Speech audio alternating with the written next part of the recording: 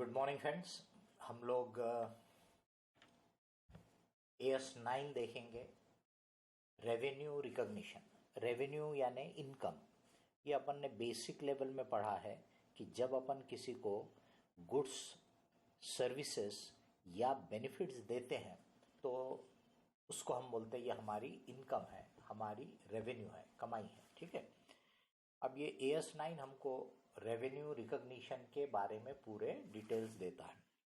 तो रेवेन्यू यहाँ पे 3 टाइप में क्लासिफाई की हुई है। Revenue from the sale of goods, rendering of services and use of our resources. जब हमने बेनिफिट दिया बोलते हैं मतलब use of our resources by others, use of our resources by others. जैसे अपना पैसा दूसरा यूज कर रहा है या अपनी प्रीमाइसेस दूसरा को यूज कर रहा है तो उसको अपन बोलेंगे use of our resources by others. इसको अपन बोलते हैं रेवेन्यू।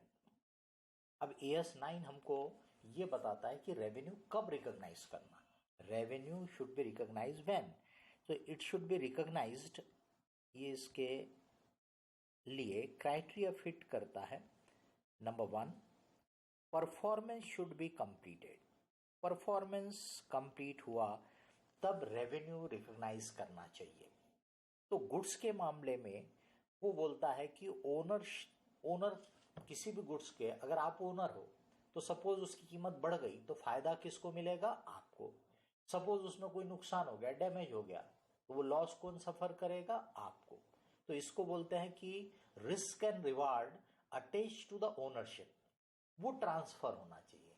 तो जब significant risk and reward attach to the owner transfer हो गई तब हम बोलेंगे कि परफॉर्मेंस कंप्लीट हो गया। जो बेचने वाला है it doesn't retain the control, उसके पास उसका कंट्रोल नहीं रहता, वो ट्रांसफर कर देता है और जो risk and reward attach to the ownership है वो ट्रांसफर हो गई। मतलब आपको समझा दिया। तो बोलेंगे परफॉर्मेंस कंप्लीट हो गया। Risk and reward related to ownership is transferred, तो बोलेंगे परफॉर्मेंस कंप्लीट हो गया। सर्विसेज के केस में परफॉर्मेंस कंप्लीशन कैसे ये होगा? तो उसके लिए उन्होंने दो टाइप की सर्विसेज में डिवाइड किया। जहां पे एक सिंगल एक्ट है, मतलब वो पूरा का पूरा एक ही काम है।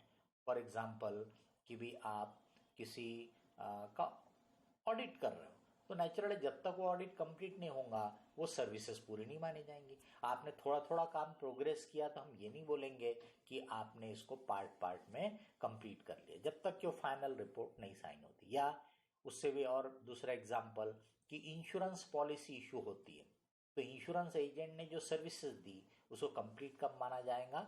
जब वो पॉलिसी इशू होगी, मतलब कि वो कॉन्ट्रैक्ट मटेरियलाइज होगा तब। उसने सिर्फ क्लाइंट को कांटेक्ट किया, उसको पॉलिसी समझाया, एक्सप्लेन किया, उससे अपन परफॉर्मेंस पार्ट हो गया ऐसा नहीं बोलेंगे। तो ये सिंगल एक्ट वाले हो गए कि जब तक वो फाइनल काम नहीं होता। इनकम टैक्स रिटर्न भरना है, आपने बनाया, वर्किंग किया, कंप्यूटेशन बनाया, लेकिन जब तक रिटर्न फाइल नहीं हुआ तब तक वो काम कंप्लीट नहीं माना जाएगा। तो वो सिंगल एक्ट वाले जो काम रहेंगे तो ये कब माना जाएगा कि परफॉर्मेंस हो गया? On completion of that act. On completion of that act, जब वो एक्ट कंप्लीट होगा तब माना जाएगा। बट जहां पे मोर देन वन एक्ट रहता है, मोर देन वन एक्ट, एक से ज्यादा काम। सिंपल एग्जांपल, जैसे हम आपको टीचिंग कर रहे हैं तो ये टीचिंग में कंटिन्यूस हम आपको सर्विसेज देते रहते हैं। जैसे जैसे हम आपको सर्विसेज दे रहे हैं पार्ट में हमारा परफॉर्मेंस कंप्लीट होते जा रहा है। तो पूरी क्लास खत्म होने पे ही काम का हुआ ऐसा नहीं बोलेंगे, क्योंकि उस काम का जो बेनिफिट है वो आपको जैसे जैसे काम हो रहा है मिलते जा रहा है। तो इसके लिए प्रपोर्शनेट कंप्लीशन मेथड या परसेंटेज ऑफ कंप्लीशन मेथड, जैसे अपन कॉन्ट्रैक्ट में पढ़ा AS7 में, परसेंटेज ऑफ कंप्लीशन मेथड इस पे लगाएंगे। इसका मतलब क्या हुआ? अगर मान लीजिए कि इस ईयर एंड में आपकी 60% सर्विसेज कंप्लीट हो गई तो 60% परफॉर्मेंस कंप्लीट हो गया बोलेंगे और उसके हिसाब से आप रेवेन्यू रिकॉग्नाइज कर लो। अब use of our resources by others में जैसे कि इंटरेस्ट के नेचर की इनकम है,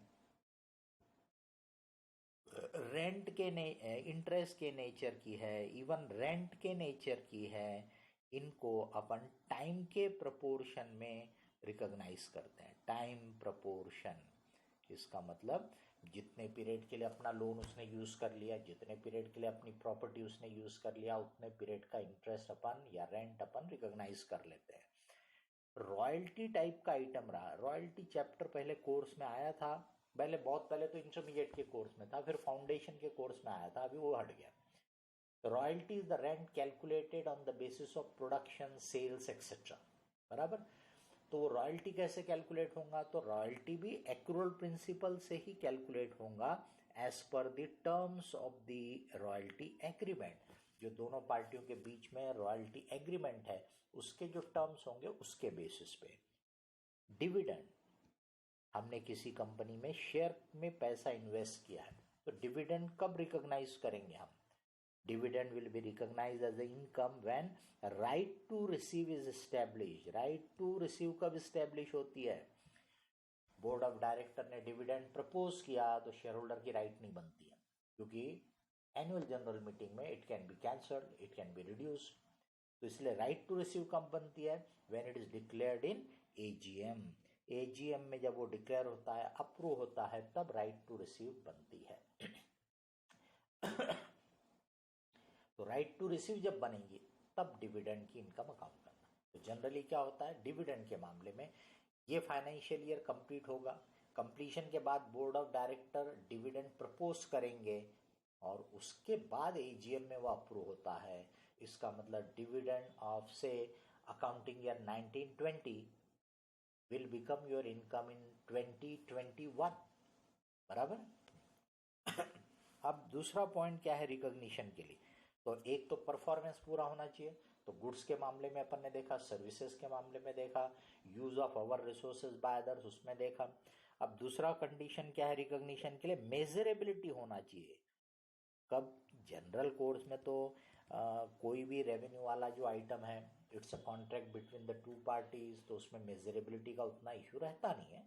बट अगर किसी केस में एक रिजनेबल मेजरमेंट पॉसिबल नहीं है तो revenue recognition will be postpone. मतलब फिर अभी अकाउंट मत करो, जब वो मेजरेबिलिटी हो तब अकाउंट करना। तो अंदाज लगाने की जरूरत पड़ रही, इसका मतलब ये नहीं होता कि मेजरेबिलिटी नहीं है, क्योंकि अकाउंटिंग में बहुत सारी चीजों में अंदाज लगाना ही पड़ता है, एस्टिमेट करना ही पड़ता है। तो उस पे से अपन ये नहीं बोलेंगे कि मेजरेबिलिटी नहीं है करके, ठीक है। लेकिन कभी किसी केस में अगर ऐसा लगता है कि भी इसका अमाउंट निकालने का हमारे पास कोई बेसिस ही नहीं है, अंदाज लगाने का कोई बेसिस ही नहीं है, ऐसा कभी कभी हो सकता है, तो वहां पे फिर रेवेन्यू रिकॉग्निशन को पोस्टपोन करेंगे। और एक तीसरा पॉइंट है collectibility. Collectibility technically wording accounting standard बोलता है कि it should not be unreasonable to expect the ultimate collection. It should not be unreasonable, मतलब मैं ये मान के चल रहा हूं कि ये रेवेन्यू के पैसे मिलेंगे, तो ये अनरीजनेबल एक्सपेक्टेशन नहीं होना चाहिए। इसका मतलब थोड़ी बहुत अनसर्टेनिटी तो रहती है बिजनेस में, वो कोई प्रॉब्लम नहीं। बट अगर अनसर्टेनिटी कुछ जरूरत से ज्यादा है कि जिससे ऐसा लगता है कि भी पैसा मिलेगा या नहीं मिलेगा इस रेवेन्यू का, इट इज वेरी अनसर्टन, तब revenue recognition should be postpone. अब एक बार आपने रेवेन्यू प्रॉपरली रिकॉग्नाइज कर लिया क्योंकि वो रीजनेबल सर्टेनिटी थी, बट बाद में अनसर्टेनिटी अराइज हुई, तो क्या करना? Should revenue be reverse? No, once an revenue is properly recognise it will not be reverse. फिर क्या करना? आपने पढ़ा ही है, provision for bad and doubtful डेब्ट क्रिएट कर लो। आप रेवेन्यू रिकॉग्निशन वैसे रहेगा, आप प्रोविजन फॉर बैड डेट कर लो, क्रिएट कर लो, ठीक है। अब ये मेजरेबिलिटी में अगर इशू रहा या कलेक्टिबिलिटी में इशू रहा, मतलब रिजनेबल सर्टेनिटी नहीं है कलेक्टिबिलिटी की, या रिजनेबल मेजरमेंट का कोई बेसिस नहीं है, तो postpone the recognition, postpone and recognise when uncertainty is resolved. तो इस साल मत अकाउंट करो, अगले साल जब वो अनसर्टेनिटी रिजॉल्व हो जाएगी, रिमूव हो जाएगी, तब रिकॉग्नाइज कर लेना। तो ये बेसिकली AS9 रेवेन्यू रिकॉग्निशन के लिए बोलता है। Revenue from goods of sale, performance completed when the significant risk and reward is transferred, no control as such is retained. Services single act है तो जब वो एक्ट पूरा हो गया, मल्टीपल एक्ट वाली सर्विसेज है तो वो percentage of completion method apply करेंगे। Use of our resources by others, interest rent इनमें time proportion, royalty accrual principle terms of agreement के हिसाब से, डिविडेंड जब राइट टू रिसीव स्टैब्लिश हुई तब। इन सभी टाइप की रेवेन्यू में रिजनेबल मेजरेबिलिटी पॉसिबल होना चाहिए और कलेक्टिबिलिटी की रिजनेबल सर्टेनिटी होना चाहिए। अगर ये मिसिंग है तो पोस्टपोन कर दो रेवेन्यू रिकॉग्निशन, भले ही परफॉर्मेंस पूरा हो गया तो भी, और जब वो अनसर्टेनिटी हट जाए तब रिकॉग्नाइज कर लेना। रेवेन्यू रिकॉग्नाइज कर लेने के बाद अगर कलेक्टिबिलिटी का प्रॉब्लम जाता है तो बैड डेब्ट का प्रोविजन करो, रेवेन्यू को रिवर्स मत करो। अब इसके बाद कुछ स्पेशल आइटम्स की अपन बात कर सकते हैं रेवेन्यू रिकॉग्निशन के मामले में। सम स्पेशल आइटम, कमर्शियल दुनिया में बहुत सारी चीज़ें होती हैं, अलग अलग नेचर के बिजनेस ये होते हैं। अब इनके सबके डिटेल आपके जो वीडियोस बनाए हैं उसमें भी पढ़ा है और आपको जो मटेरियल दिया उसमें भी है। यहाँ पे मैं ब्रीफ में कमेंट करते जाऊंगा। बिल एंड होल्ड सेल, ये कई बार एग्जाम में भी पूछा जाता है कि भाई आपने बिलिंग विलिंग कर लिया बट डिस्पैच नहीं किया, रोक दिया, तो इसको सेल अकाउंट करना क्या कि अभी पेंडिंग रखना। तो उसके लिए AS9 ने क्राइटेरिया दिया है, अगर वो कंडीशन पूरी हो रही होंगी तो आप इसको सेल के तौर पे अकाउंट कर लो, भले ही अभी डिस्पैच नहीं हुआ है तो भी। तो जैसे कि ये बिल एंड होल्ड सेल वाला जो है, ये गुड्स रेडी है आपके पास डिस्पैच करने के लिए, ये आपने जो होल्ड किया है ये बायर के रिक्वेस्ट पे होल्ड किया है, बायर बिलिंग एक्सेप्ट करने को तैयार है, इसकी रिस्क लेने को तैयार है, बराबर। ये कंडीशंस फुलफिल हो रही होंगी तो आप इसको, और आपको पूरा एक्सपेक्टेशन है कि अल्टीमेटली डिलीवरी कंप्लीट की जाएगी। अभी के लिए जैसे बायर को कोई प्रॉब्लम आ रहा है इसलिए उसने रोक के रखा, तब उसको आप सेल के तौर पे अकाउंट कर लो, उसको पेंडिंग रखने की जरूरत नहीं है। Sale subject to installation etcetera, installation erection. तो इसमें एक रहता है कि जो इंस्टॉलेशन की प्रोसेस वगैरह वो रूटीन है, मतलब सच उसमें कोई प्रॉब्लम जाने वाली बात, टेक्निकलिटी वाली बात नहीं है। फॉर एग्जाम्पल जैसे आप टेलीविजन खरीदते हो, ठीक है, तो जब आप टेलीविजन खरीदते हो तो वो दुकानदार आपको बोलता है कि सब कल हमारा इंजीनियर आएगा और वो आपके यहाँ इसको इंस्टॉल कर देगा।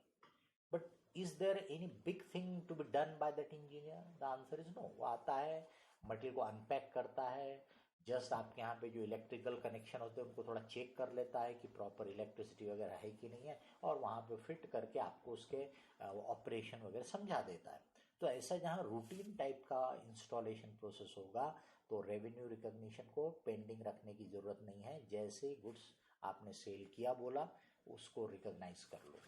बट अदर्स केसेस में, यानी जहाँ पे installation is a very important significant part of that product, technical बड़ी बड़ी चीज़ें, बड़े बड़े इक्विपमेंट ऐसे होते हैं कि जिनको प्रॉपर ट्रायल टेस्टिंग वगैरह करे बगैर उनको रेडी नहीं माना जाता है, तब तक बेचने वाले की जिम्मेदारी खत्म नहीं होती है।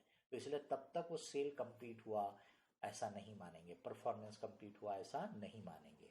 इसका मतलब उन केसेस में जहाँ पे installation erection it's a very important part, उस केस में उसको जब तक वो ट्रायल एंड टेस्टिंग सक्सेसफुली नहीं होती तब तक अपन रेवेन्यू रिकॉग्नाइज नहीं करेंगे। सेल ऑन अप्रूवल, ये तो अपन ने पूरा चैप्टर ही पढ़ा कि सेल ऑन अप्रूवल को अपन सेल कब रिकॉग्नाइज करते हैं, when either the time allowed is expired और the buyer gives consent, whichever occurs first, तब अपन उसको रेवेन्यू रिकॉग्नाइज करते हैं। गारंटीड सेल या मनी बैक गारंटी, ये तो बहुत सुनते हैं आप, है ना। तो गारंटीड सेल वो बोलता है कि भाई 1 महीने की गारंटी है, आपको ना पसंद आए वापस कर दो प्रोडक्ट। ना सवाल उठता है कि क्या 1 महीने तक रेवेन्यू रिकॉग्निशन पोस्टपोन करना? द आंसर इज नो, क्योंकि ये नॉर्मल सेल के मार्केटिंग के तरीके हैं जिससे कि कस्टमर का कॉन्फिडेंस डेवलप होता है।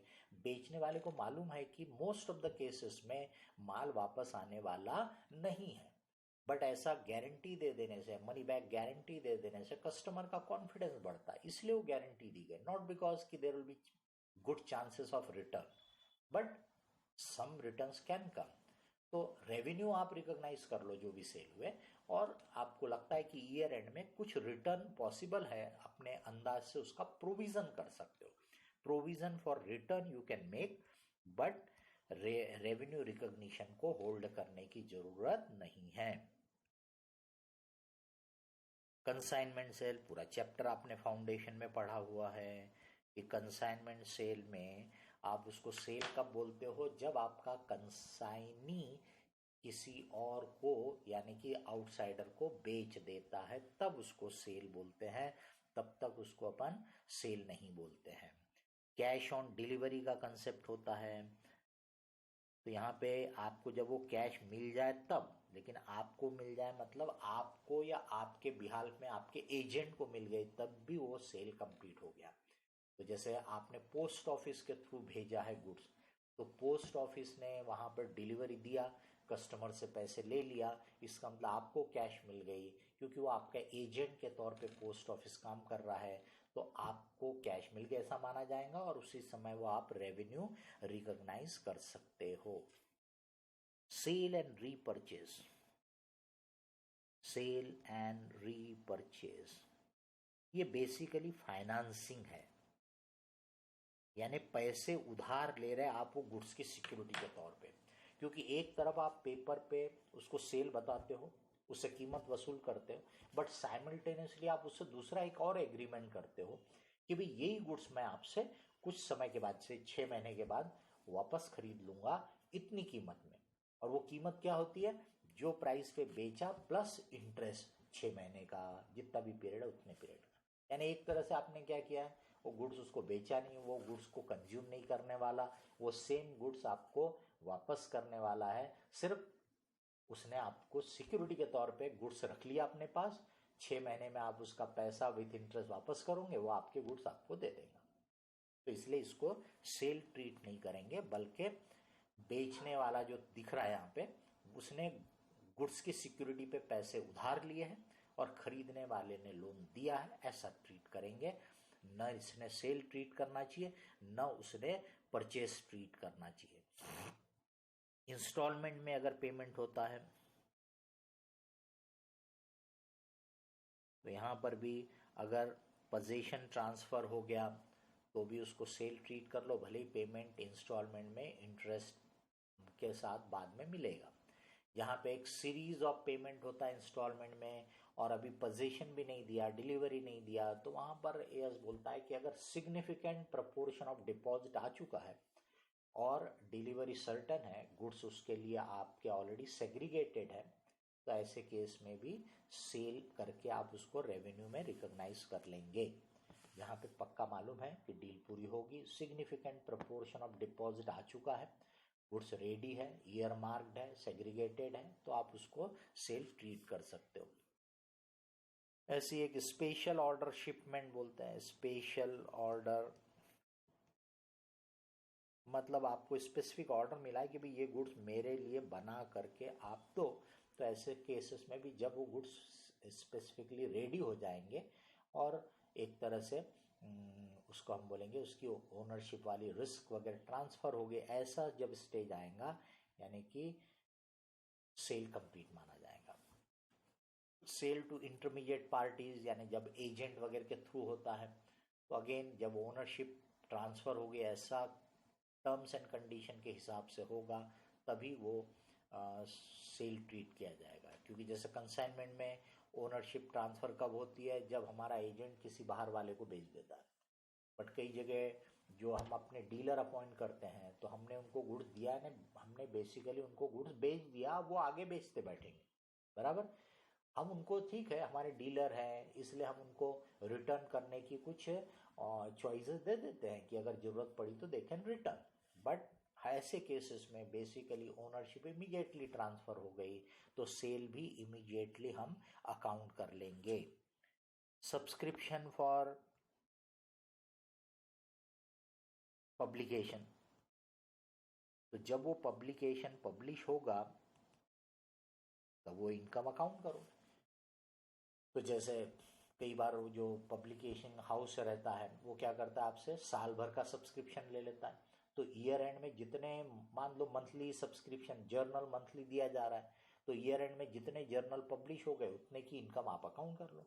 जितने जर्नल नेक्स्ट ईयर में जाने वाले उतने की इनकम नेक्स्ट ईयर में लेना। कई बार इन लोगों की स्कीम रहती है कि वो बोलते हैं अगर आप 3 साल का सब्सक्रिप्शन पे कर दोगे तो भाई कम में आपको देंगे। तो जब वो बेचने वाला जो है, प्रिंटिंग हाउस जो है, वो 3 साल का पूरा पैसा इमीडिएटली मिल गया, बट क्या उन्होंने अपना वर्क परफॉर्म कर दिया क्या? क्या उन्होंने पब्लिकेशन सब दे दिए क्या? The answer is no. तो इसका मतलब वो प्रोपोर्शनेट बेसिस पे हर साल में जितना प्रोपोर्शनेट पब्लिकेशन हो गया उतनी इनकम अकाउंट कर लो, बाकी का एडवांस के तौर पे आगे कैरी फॉरवर्ड कर लो। Hire purchase sale, hire purchase sale में भले ही ओनरशिप ट्रांसफर नहीं होती है immediately, but sum and substance of the transaction क्या रहता है कि जो बायर है वो खरीदना चाहता है, जो वेंडर है वो बेचना चाहता है। सिर्फ ये है कि उन्होंने उसके लिए पेमेंट इमीडिएट नहीं कर सकता है, इसलिए हायर परचेस की स्कीम बनाई गई है। अपने को ये भी पता है कि AS19 हायर परचेस सेल को वैसे कवर करता है। तो हायर परचेस सेल जैसे ही प्रॉपर एग्रीमेंट हो गया, आइटम आपने डिलीवर कर दिया, तो अपन उसको एज रेवेन्यू रिकॉग्नाइज करते हैं कैश प्राइस के बेसिस पे, और कैश प्राइस के ऊपर का जो भी रहता है वो इंटरेस्ट के तौर पे, तो कैश प्राइस सेल वैल्यू में माना जाता है और इंटरेस्ट आपकी इंटरेस्ट की इनकम के तौर पे आप अकाउंट करोगे। ट्रेड डिस्काउंट, वॉल्यूम डिस्काउंट जो होता है ना बल्क में खरीदने वगैरह के लिए, तो ये अपन ने अपने अकाउंटिंग में पढ़ा रहता है कि इसको अपन रेवेन्यू नहीं ट्रीट करते।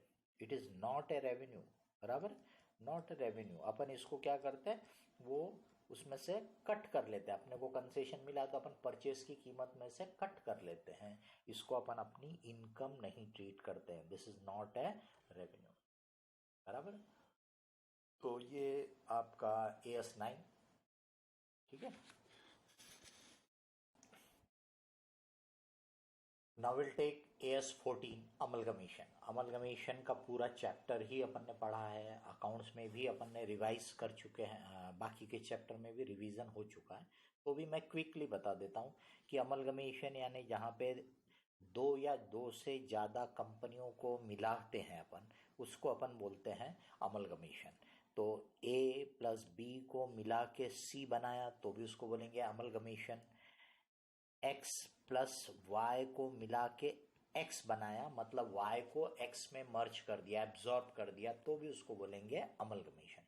2 या 2 से ज़्यादा बिजनेसेस कंबाइंड होना चाहिए, ये मेन फीचर्स हैं कि जिसमें से फिर कोई ऑर्गेनाइजेशन बंद हो जाता है और एक ऑर्गेनाइजेशन उसमें से बचता है, रिवाइव होता है।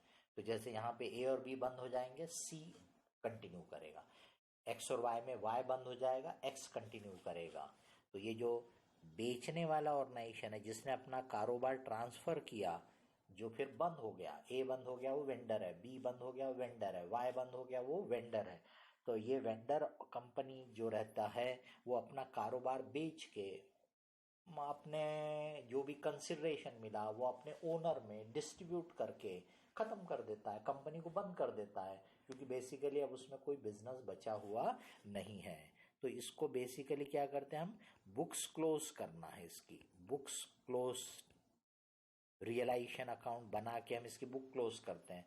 तो इसमें AS14 साइलेंट है। AS14 वेंडर के बुक्स के बारे में कुछ भी बात नहीं करता है, क्योंकि उसको तो बंद ही करना है ऑर्गेनाइजेशन को, तो उसमें अकाउंटिंग के कोई खास प्रिंसिपल बताने वाली कोई बात नहीं है। इसीलिए AS14 में वेंडर के पॉइंट ऑफ व्यू से, या जिसको बोलेंगे ट्रांसफरर कंपनी के पॉइंट ऑफ व्यू से, कुछ भी नहीं दिया है। अभी जो परचेसर कंपनी है,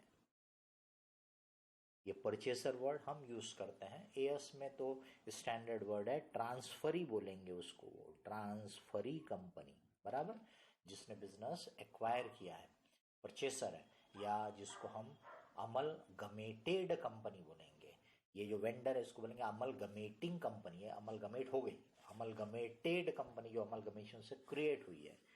अब ये जो परचेसर है इसके पॉइंट ऑफ व्यू से AS14 बात करता है, और AS14 अमलगमेशन को दो टाइप में डिवाइड करता है, amalgamation in the nature of merger and amalgamation in the nature of purchase.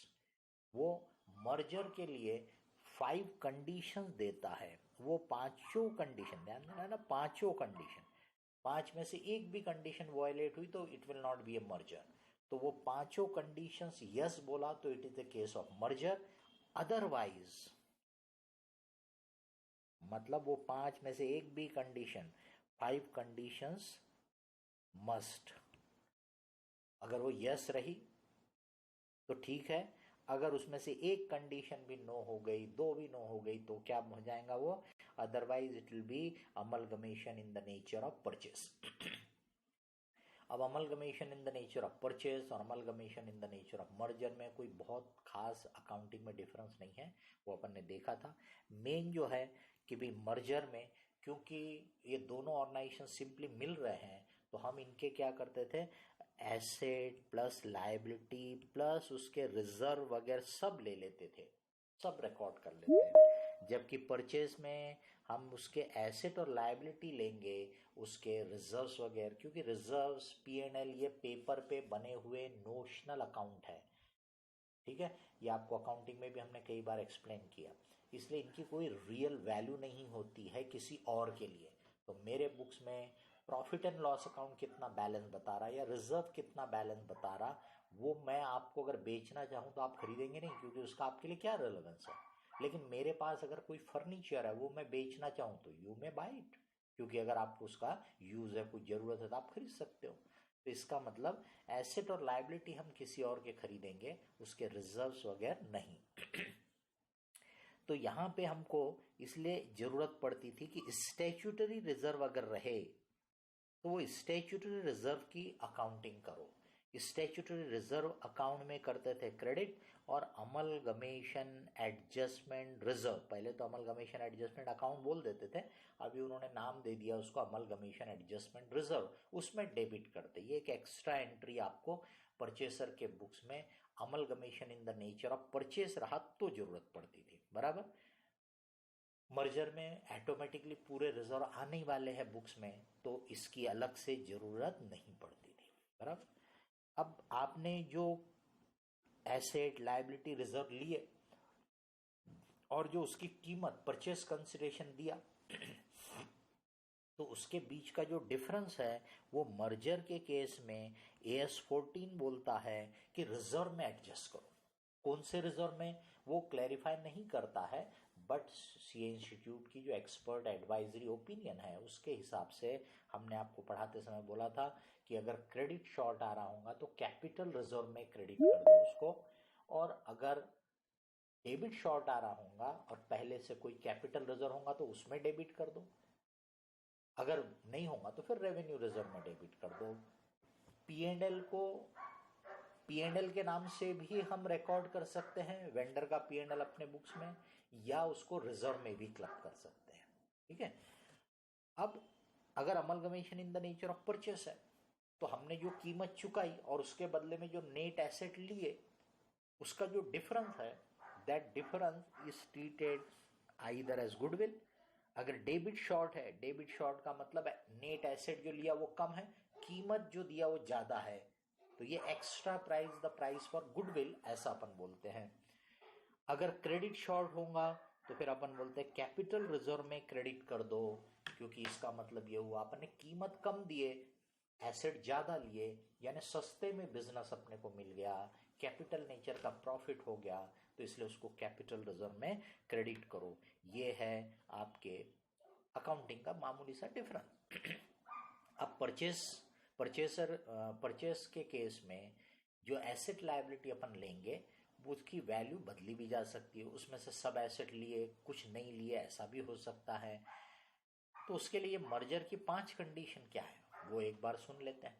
Merger की ये मैं जो 5 बोलूंगा कोई सीक्वेंस में एएस के नहीं बोल रहा हूँ, कोई भी सीक्वेंस में आप बोलो। 5 condition. Number 1, all asset liability should be taken. ये अमलगमेशन ने क्या है, तो यहाँ अगर ये एरो बना करके दिखाऊं आपको कि अमलगमेशन को हम कैसे इंडिकेट कर सकते हैं, तो ये वेंडर, ये परचेसर, ये इसने अपने एसेट लायबिलिटी दिए बराबर, और बदले में उससे जो कीमत है यानी कि परचेस कंसिडरेशन वो लिया। ठीक है, तो मर्जर के केस में number 1, all asset liability should be taken over by the purchaser. ठीक है। Number 2, they should be recorded at book value.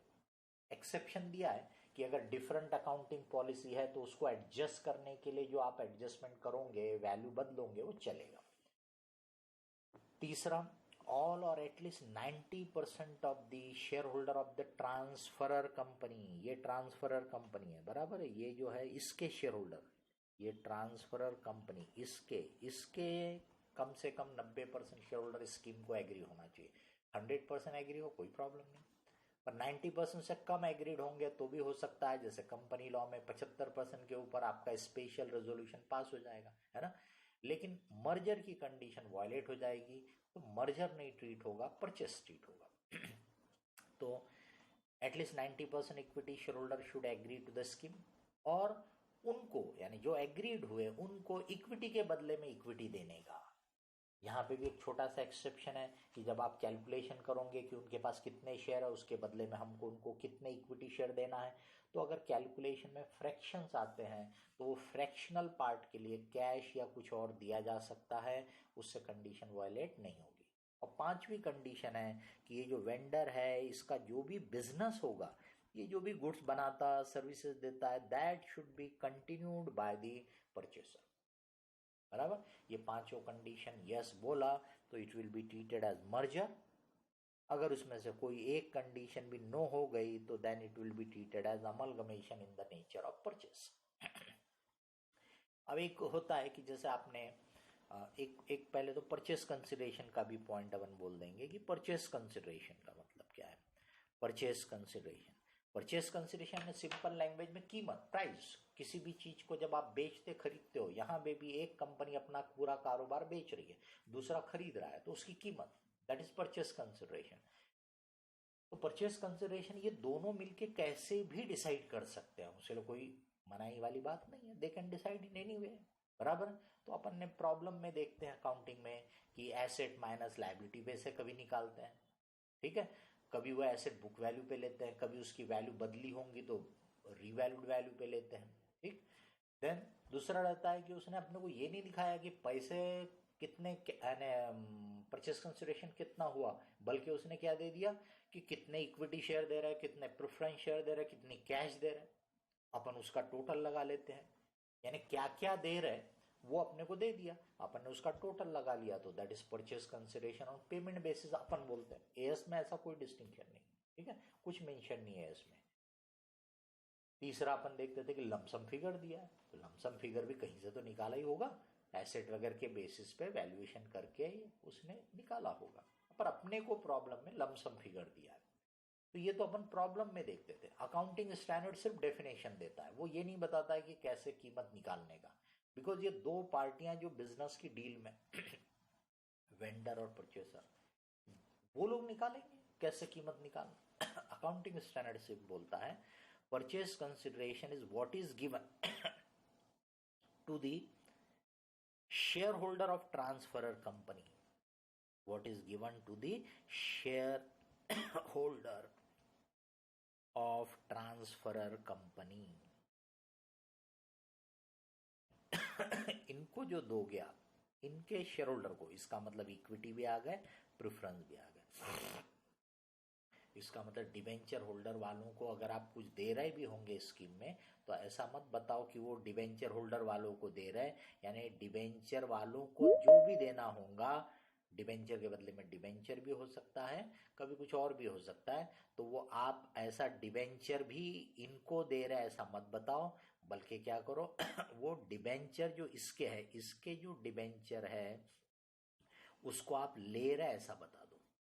यानी डिबेंचर की लायबिलिटी आपने ले लिया और फिर उन डिबेंचर होल्डर को आप जो भी देना है, अपने कंपनी के डिबेंचर देना है या कुछ और देना है, वो दे करके आप काम चला सकते हो। बराबर, वो दे करके आप काम चला सकते हो। इससे वो जो डेफिनेशन है वो फुलफिल हो जाएगा, क्योंकि डेफिनेशन क्या बोलता है, ये परचेज कंसिडरेशन में जो भी आप काउंट करोगे, it should be for equity share holder और इट शुड बी फॉर दी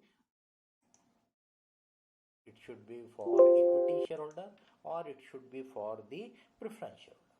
ध्यान देना, परचेस कंसिडरेशन में क्या आ रहा वो नहीं बोल रहे हम। परचेस कंसिडरेशन में इक्विटी भी हो सकता है, प्रेफरेंस भी हो सकता है, डिबेंचर भी हो सकता है, कैश भी हो सकता है। हम क्या बोल रहे हैं, ये किसके लिए है, तो ये इसके इक्विटी शेयर होल्डर के लिए रहे या प्रेफरेंस शेयर होल्डर के लिए, तो मतलब ये डेफिनेशन पूरा हो गया।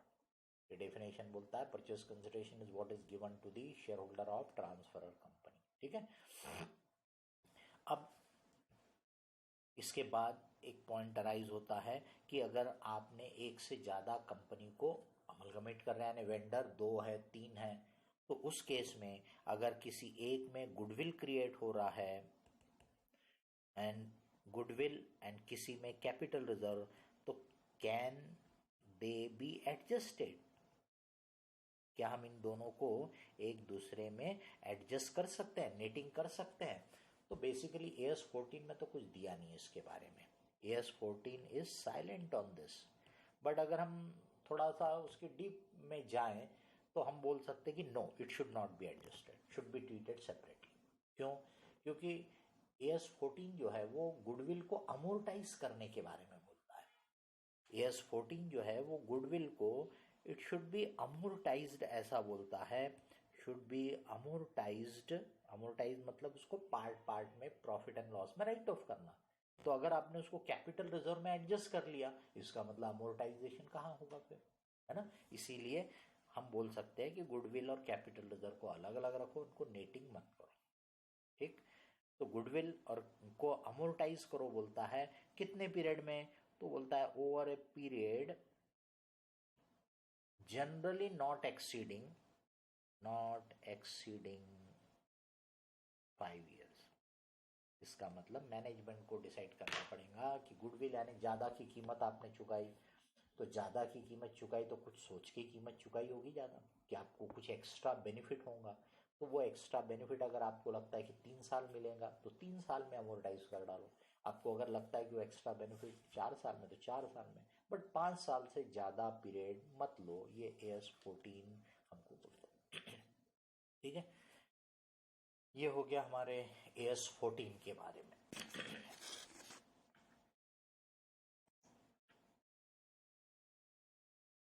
तो now will take accounting standard 17 segment reporting. Segment यानी हिस्सा, टुकड़ा, उसको बोलते हैं सेगमेंट। रिपोर्टिंग मतलब उसकी जानकारी, उसकी इंफॉर्मेशन फाइनेंशियल स्टेटमेंट में अलग से दिखाने का। अपन जानते हैं कि जो फाइनेंशियल स्टेटमेंट बनते हैं वो पूरे ऑर्गेनाइजेशन को मिला करके बनते हैं, अपन उसमें ब्रेकअप नहीं देते हैं। अब ये सेगमेंट रिपोर्टिंग का जरूरत कहाँ पड़ता है, तो भाई कई बड़ी बड़ी ऑर्गेनाइजेशन ऐसी होती है जो मल्टी प्रोडक्ट है, मतलब बहुत सारे अलग अलग प्रोडक्ट एंड सर्विसेज भी हो सकती है, बट हमारे बोलने में कई बार सिर्फ प्रोडक्ट वर्ड आएगा, but it means product and services. तो मल्टी प्रोडक्ट ऑर्गेनाइजेशन होते हैं, मतलब जो बहुत सारे अलग अलग टाइप के प्रोडक्ट में बिजनेस कर रहे, डील कर रहे हैं। या मल्टी लोकेशनल ऑर्गेनाइजेशन होते हैं कि भी उनका जो बिजनेस है वो लोकल भी है, डोमेस्टिक भी है, एक्सपोर्ट भी है, लोकल में भी अलग अलग एरिया में है। तो हमारा जो फाइनेंशियल स्टेटमेंट बनता है वो तो सबको मिला के एक फिगर बताता है, सेल का एक फिगर बताएगा, खर्चे के एक फिगर बताएगा और एक प्रॉफिट कैलकुलेट करके हमको बता देता है। बट कई बार जो यूजर है उसको ये ब्रेकअप की जरूरत पड़ सकती है। सिंपल एग्जांपल कि भाई मान लीजिए कि भाई मार्केट में एक पर्टिकुलर टाइप की एक्टिविटी में रिसेशन है, उसमें काफ़ी डाउनवर्ड ट्रेंड है। अब वो एक्टिविटी भी ये ऑर्गेनाइजेशन करता है, तो मुझे तो मालूम है कि एक्टिविटी में रिसेशन है, मुझे ये भी मालूम है कि ये ऑर्गेनाइजेशन में वो काम है, लेकिन उसका कितना प्रपोर्शन इसमें है, तो जब तक वो मुझे मालूम नहीं रहेगा मैं कैसे अपना इवेल्युएशन करूंगा कि ये वाले ऑर्गेनाइजेशन के शेयर खरीदूं कि नहीं खरीदूं, ये वाले ऑर्गेनाइजेशन को लोन दूं कि नहीं दूं, इसके डिबेंचर में पैसा लगाऊं कि नहीं लगाऊं, ये मैं नहीं कर सकता, एनालिसिस नहीं कर सकता, क्योंकि मुझे पूरा कंबाइंड बिजनेस का रिजल्ट मालूम है, पर उसमें मुझे एक एक सेगमेंट का एक एक टाइप की अलग अलग इंफॉर्मेशन मालूम नहीं है। That is why AS17 has come. तो AS17 की जरूरत कहाँ पड़ती है, जहां multi product multi locational organisation होगा, वहां जरूरत पड़ती है। अगर ये ऑर्गेनाइजेशन एक ही प्रोडक्ट में डील करता है, एक ही सर्विसेज में डील करता है, एक ही लोकेशन में डील करता है, तो फिर उसके लिए ये सेगमेंट रिपोर्टिंग की जरूरत नहीं पड़ेगी। वो सिंपली एक फैक्ट मेंशन कर सकता है अपने फाइनेंशियल रिपोर्ट में कि भी हम single product single locational organisation है, therefore segment reporting is not applicable to us. अब सेगमेंट यानी क्या, तो AS17 बोलता है डिवीजन और कंपोनेंट, यानी सिंपल लैंग्वेज में बोलेंगे तो टुकड़ा, हिस्सा ऑफ ए ऑर्गेनाइजेशन। तभी मैं पूरे ऑर्गेनाइजेशन को कितने टुकड़ों में डिवाइड करूंगा, क्या बेसिस है उसके लिए, तो जिसका significant risk and reward, risk and reward अभी मैंने थोड़ी देर पहले आपको पिछले एयर्स में ही बताया था कि भाई उसमें जो नुकसान होगा वो हमको बियर करना पड़ता है, उसमें जो फायदा होगा वो भी हमारा है, तो उसको अपन बोलते हैं रिस्क एंड रिवार्ड। तो अगर हमको लगता है कि भाई वैसे देखा जाए तो मैं ये 4 अलग अलग चीजों में डील कर रहा हूं, लेकिन ये चारों में जो रिस्क एंड रिवार्ड है वो सिमिलर है, बिल्कुल उनका नेचर एक सरीका है, उसमें कोई खास फर्क नहीं है, तो फिर इनको 4 अलग अलग प्रोडक्ट बोलने की जरूरत नहीं है, ये चारों एक ही टाइप के प्रोडक्ट में आ गए।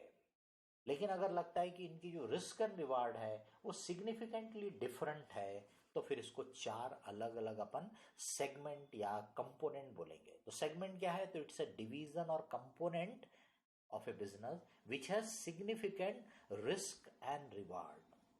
अब इसको कैसे अपन ये कितने हिस्से निकालेंगे, ये डिवीजन या कंपोनेंट यानी सेगमेंट कैसे डिसाइड करेंगे, तो उसके लिए AS17 बोलता है कि भैया आप अपने मैनेजमेंट को भी तो रिपोर्टिंग करते होंगे ना, इंटरनल रिपोर्टिंग, क्योंकि हर ऑर्गेनाइजेशन जो जितना बड़ा रहेगा उसको अपने बिजनेस को अच्छे से चलाने के लिए इंटरनल रिपोर्टिंग का सिस्टम रहता है।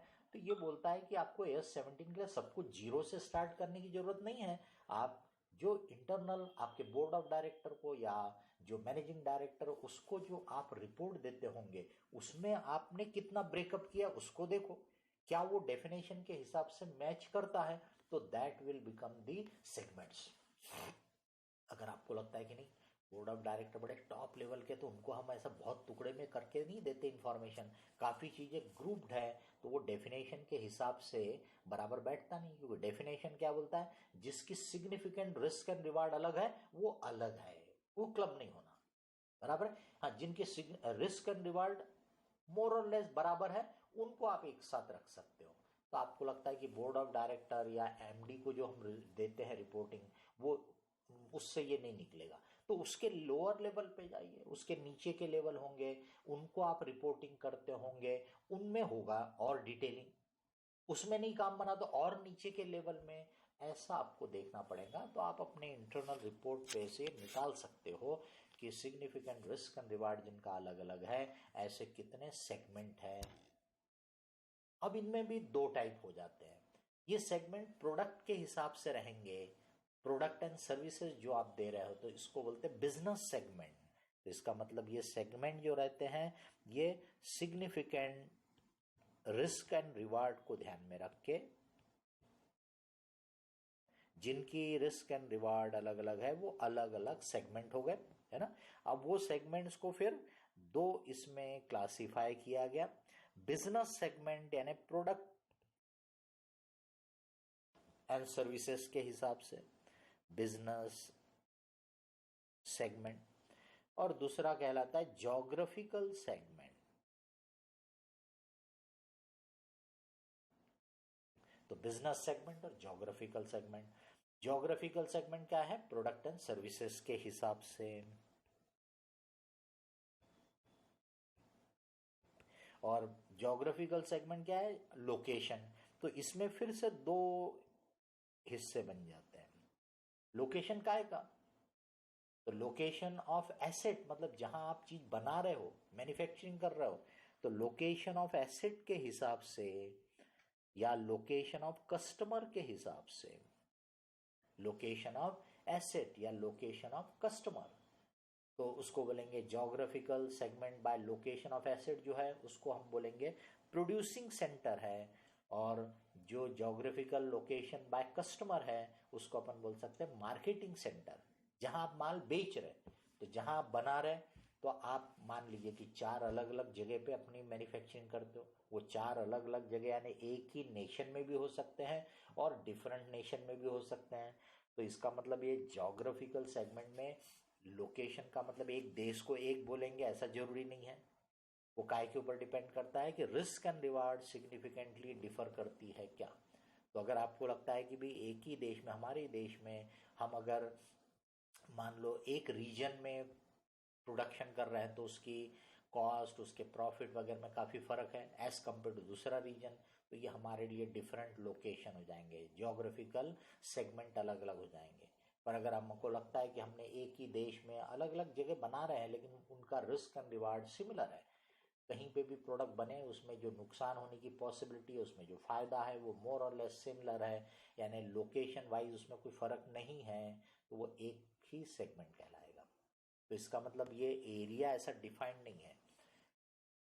मान लो कि फॉरेन कंट्री में आपका काम है, तो पूरा Europe can be one geographical centre और can be different countries can be different. कि हमको लगता है नहीं फ्रांस में हमारा कारोबार रहेगा तो उसकी रिस्क एंड रिवार्ड डिफरेंट है एज कम्पेयर टू मान लीजिए कि ब्रिटेन में, ये हो सकता है। या हमको लगता नहीं यूरोप में कहीं पे भी हम करेंगे वो एक सरीका है, मार्केटिंग भी हम यूरोप में कहीं पे भी बेचेंगे वो एक सरीका है, तो हमारे लिए एक बन जाएगा। तो ज्योग्राफिकल सेगमेंट की जो एरिया है वो डिफाइंड नहीं है, आपको ये देखना पड़ेगा रिस्क एंड रिवार्ड के पॉइंट ऑफ व्यू से। वो एक देश में भी कई ज्योग्राफिकल सेगमेंट हो सकते हैं और पूरा एक कॉन्टिनेंट भी एक सेगमेंट हो सकता है। मेन चीज क्या देखना है आपको? रिस्क एंड रिवार्ड के बेसिस पे। अभी जो बिजनेस सेगमेंट या ज्योग्राफिकल सेगमेंट हैं, इनको फिर हम रिपोर्टिंग पर्पस के लिए डिसाइड करते हैं into primary segment and secondary segment. पर उसके पहले कि भी ये जो सेगमेंट होंगे इनको हम जब सिलेक्ट करेंगे तो हर एक सेगमेंट के लिए क्या बोलता है वो कि distinguishable component of an enterprise. Segment क्या है? It is a distinguishable component of an enterprise. Component यानी हिस्सा जिसकी risk and reward significantly different है। उसके साथ वो क्या ऐड कर देता है? डिस्टिंग्विशेबल कंपोनेंट होना चाहिए। डिस्टिंग्विशेबल का कैसे डिसाइड होगा कि ये डिस्टिंग्विशेबल है, यानी एक दूसरे से डिस्टिंग्विश किया जा सकता है? तो बोलता है distinguishable for operational and financial reporting purposes. तो ऑपरेशनल डिसीजन लेने के लिए, फाइनेंशियल डिसीजन लेने के लिए वो डिस्टिंग्विशेबल होना चाहिए। तो कैसे डिसाइड होगा? तो उसके लिए उन्होंने डिफाइन किया कि 3 पैरामीटर दिए, वो तीनों में फिट बैठेगा तो हम उसको बोलेंगे कि ये डिस्टिंग्विशेबल है। क्या है? पहला कि उसके जो ऑपरेटिंग एसेट एंड लायबिलिटीज है वो डायरेक्टली एट्रीब्यूटेबल होना चाहिए। डायरेक्टली एट्रीब्यूटेबल का मतलब क्या होता है मैं बाद में आपको एक्सप्लेन करता हूं। दूसरा क्या है कि रेवेन्यू जो है इसकी वो डायरेक्टली एट्रीब्यूटेबल होना चाहिए उस कंपोनेंट की, उस हिस्से की, तब हम बोलेंगे डिस्टिंग्विशेबल है करके। और तीसरा कि at least majority of operating expense. तो ध्यान दीजिए, ऑपरेटिंग एसेट और लायबिलिटी के बारे में मेजॉरिटी नहीं बोला, मतलब पूरे ऑपरेटिंग एसेट लायबिलिटी डिस्टिंग्विशेबल होना चाहिए। रेवेन्यू के बारे में नहीं बोला कि मेजॉरिटी, बल्कि रेवेन्यू बोला, मतलब पूरी रेवेन्यू डिस्टिंग्विश डायरेक्टली एट्रीब्यूटेबल होना चाहिए। पर ऑपरेटिंग एक्सपेंस के लिए बोला कि majority of operating expenses directly attributable होना चाहिए, मतलब कुछ ऑपरेटिंग एक्सपेंस कॉमन नेचर के भी होंगे जो आप एलोकेट कर रहे होंगे तो चलेगा। अब ये तीनों में यस होगा तो उसको बोलेंगे डिस्टिंग्विशेबल है। मतलब एक दूसरे से डिस्टिंग्विश किए जा सकते हैं। अब ये तीनों जो में वर्ड यूज हुआ था, directly attributable to. Directly attributable का मतलब होता है कि अगर मान लो कि ये ए कंपोनेंट है मेरा, इसके जो एसेट है, लायबिलिटी है, इसकी जो रेवेन्यू है, इसके जो मेजर ऑपरेटिंग एक्सपेंसेस है, वो खत्म हो जाएंगे अगर मैंने ये कंपोनेंट को बंद किया तो। बराबर, इसका मतलब वो इसकी वजह से है, ये कंपोनेंट को मैंने बंद किया तो मेरे वो एसेट को बेच दूंगा, लायबिलिटी को डिस्चार्ज कर दूंगा, रेवेन्यू मेरी खत्म हो जाएंगी, वो खर्चे भी मेरे नहीं होंगे आगे से, तो that is called directly attributable to it. तो ये तीनों डायरेक्टली एट्रीब्यूटेबल अगर रहे तो वो डिस्टिंग्विशेबल कंपोनेंट कहलाएगा, वो बिजनेस वाइज भी और लोकेशन वाइज है, ज्योग्राफिकल वाइज भी। अब इनको फिर से डिसाइड करना है। अब एक हो गया कि कंपोनेंट, हमने हमारे बिजनेस के प्रोडक्ट वाइज टुकड़े बना लिए, कितने हैं, लोकेशन वाइज टुकड़े बना लिए, लोकेशन वाइज में एसेट वाइज हो सकता है, लोकेशन में कस्टमर वाइज हो सकता है, बराबर, वो हमने टुकड़े बना लिए, यानी कंपोनेंट हमारे डिसाइड हो गए, डिस्टिंग्विशेबल जो थे एक दूसरे से वो डिसाइड हो गए। अब रिपोर्टिंग के लिए फिर से, फॉर रिपोर्टिंग पर्पजेस इसको प्राइमरी सेगमेंट और सेकेंडरी सेगमेंट बोलना है, सेकेंडरी सेगमेंट। प्राइमरी सेगमेंट और सेकेंडरी सेगमेंट। तो यहां पे फिर कैसे डिसाइड होगा, तो यहां पे वो फिर से बोलता है कि जिसकी business risk and reward significantly ज्यादा एसोसिएटेड, मतलब आपके कंपनी में फायदा या नुकसान प्रोडक्ट से ज्यादा लिंक्ड है या लोकेशन से ज्यादा लिंक्ड है, लोकेशन में भी लोकेशन ऑफ मैन्युफैक्चरिंग से ज्यादा लिंक्ड है या लोकेशन ऑफ मार्केटिंग से ज्यादा लिंक्ड है, कस्टमर कहां बेच रहे उससे। तो जिससे आपके बिजनेस में जो रिस्क है, आपके बिजनेस में जो फायदे की अपॉर्चुनिटी है, वो किससे ज्यादा सिग्निफिकेंटली एसोसिएटेड है। अगर आपको लगता है हमारे प्रोडक्ट में प्रॉफिटेबिलिटी बहुत ज्यादा एसोसिएटेड है, लोकेशन से ज्यादा फर्क नहीं पड़ता, मैं ए लोकेशन में काम करूं कि बी लोकेशन में, उससे मुझे ज्यादा फर्क नहीं पड़ता, पर मेरा product A B X Y Z इनमें ज्यादा फर्क पड़ता है, तो हम बोलेंगे बिजनेस सेगमेंट आपके लिए प्राइमरी सेगमेंट हो गया। तो यानी आपको देखना है कि आपके बिजनेस की risk and reward is more significantly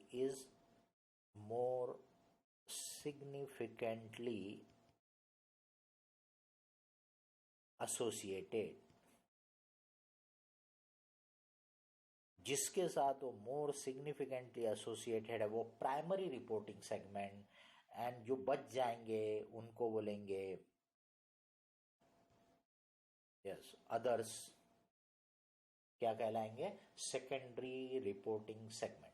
अब वो बोलता है कि अगर आपको लगता है कि नहीं हमारे लिए दोनों ही उतने ही इंपॉर्टेंट है, तो फिर आपको दो रास्ते देता है। एक तो मैट्रिक प्रेजेंटेशन, मतलब सबका डाटा दो आप मिला करके प्रॉपर स्ट्रक्चर बना करके बिजनेस सेगमेंट का भी प्राइमरी सेगमेंट ट्रीट करो, लोकेशन वाले को भी। पर दूसरा आपको चॉइस देता है कि अगर आपको लगता भी है कि दोनों आपके लिए सिग्निफिकेंट है, दोनों में रिस्क एंड रिवार्ड ज्यादा एसोसिएटेड है, तो आप बिजनेस सेगमेंट को यानी प्रोडक्ट वाले सेगमेंट को प्राइमरी मानो और लोकेशन वाले को, ज्योग्राफिकल वाले को सेकेंडरी मानो। ये चॉइस भी आपको देता है। अब एक बार डिसाइड हो गया कि हमारा प्राइमरी रिपोर्टिंग सेगमेंट क्या है और सेकेंडरी रिपोर्टिंग सेगमेंट क्या है, तो नाम से समझ में आ सकता है आपको कि प्राइमरी रिपोर्टिंग सेगमेंट में आप ज्यादा इंफॉर्मेशन डिस्क्लोज करोगे, सेकेंडरी रिपोर्टिंग सेगमेंट जो रहेगा उसमें थोड़ी इंफॉर्मेशन, बस इतना ही फर्क है कि प्राइमरी में मेन डिटेल देने का है। तो प्राइमरी सेगमेंट जो भी आपका डिसाइड होगा उसमें आपको क्या क्या रिपोर्ट करना है, तो प्राइमरी सेगमेंट में वो आपको बोलता है कि एक्सटर्नल रेवेन्यू मतलब बाहर वालों को माल बेच के सर्विसेज दे के आपने जो कमाया। इंटरनल रेवेन्यू का मतलब आपस में, यानी एक कंपोनेंट ने, एक डिपार्टमेंट ने दूसरे को बेच करके भी जो कमाया होगा वो revenue, internal revenue. Segment segment का रिजल्ट, रिजल्ट का मतलब क्या हो गया, प्रॉफिट या लॉस, तो उसको बोलेंगे सेगमेंट का रिजल्ट। एसेट यानी सेगमेंट के एसेट्स, सेगमेंट की लायबिलिटी,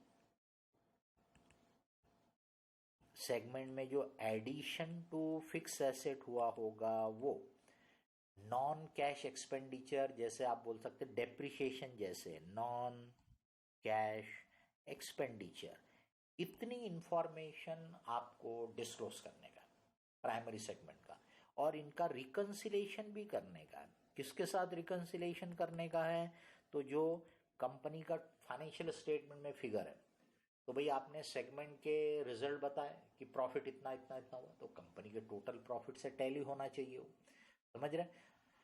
तो वो किन किन चीज़ों को रिकंसाइल करने के लिए बोलता है, तो एक तो रेवेन्यू को रिकॉग्नाइज करने के लिए बोलता है, तो रेवेन्यू यानी एक्सटर्नल वाली रेवेन्यू रिकॉग्नाइज होंगी, क्योंकि कंपनी का जो फाइनेंशियल स्टेटमेंट होगा उसमें जो रेवेन्यू दिखेंगी वो एक्सटर्नल वाली दिखेंगी, तो उससे वो टैली होगा।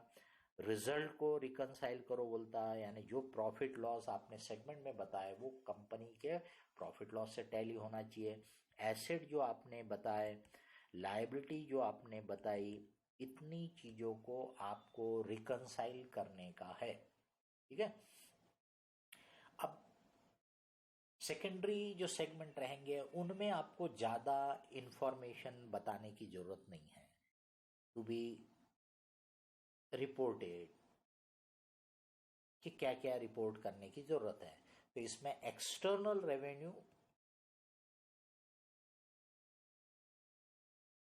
अब वो भी अपन बाद में देखेंगे कि कौन सेकेंडरी सेगमेंट है, उस पर डिपेंड करता है। Assets and addition to fix asset, बस ये तीन चीजों के बारे में बोला है। एडिशन टू फिक्स एसेट, इसका मतलब इसकी लायबिलिटी नहीं बताना है, इसका रिजल्ट नहीं बताना है, इसकी इंटरनल रेवेन्यू नहीं बताना है, बराबर है, इसके नॉन कैश एक्सपेंडिचर नहीं बताना, बस ये तीन आइटम इसके डिस्क्लोज करना है।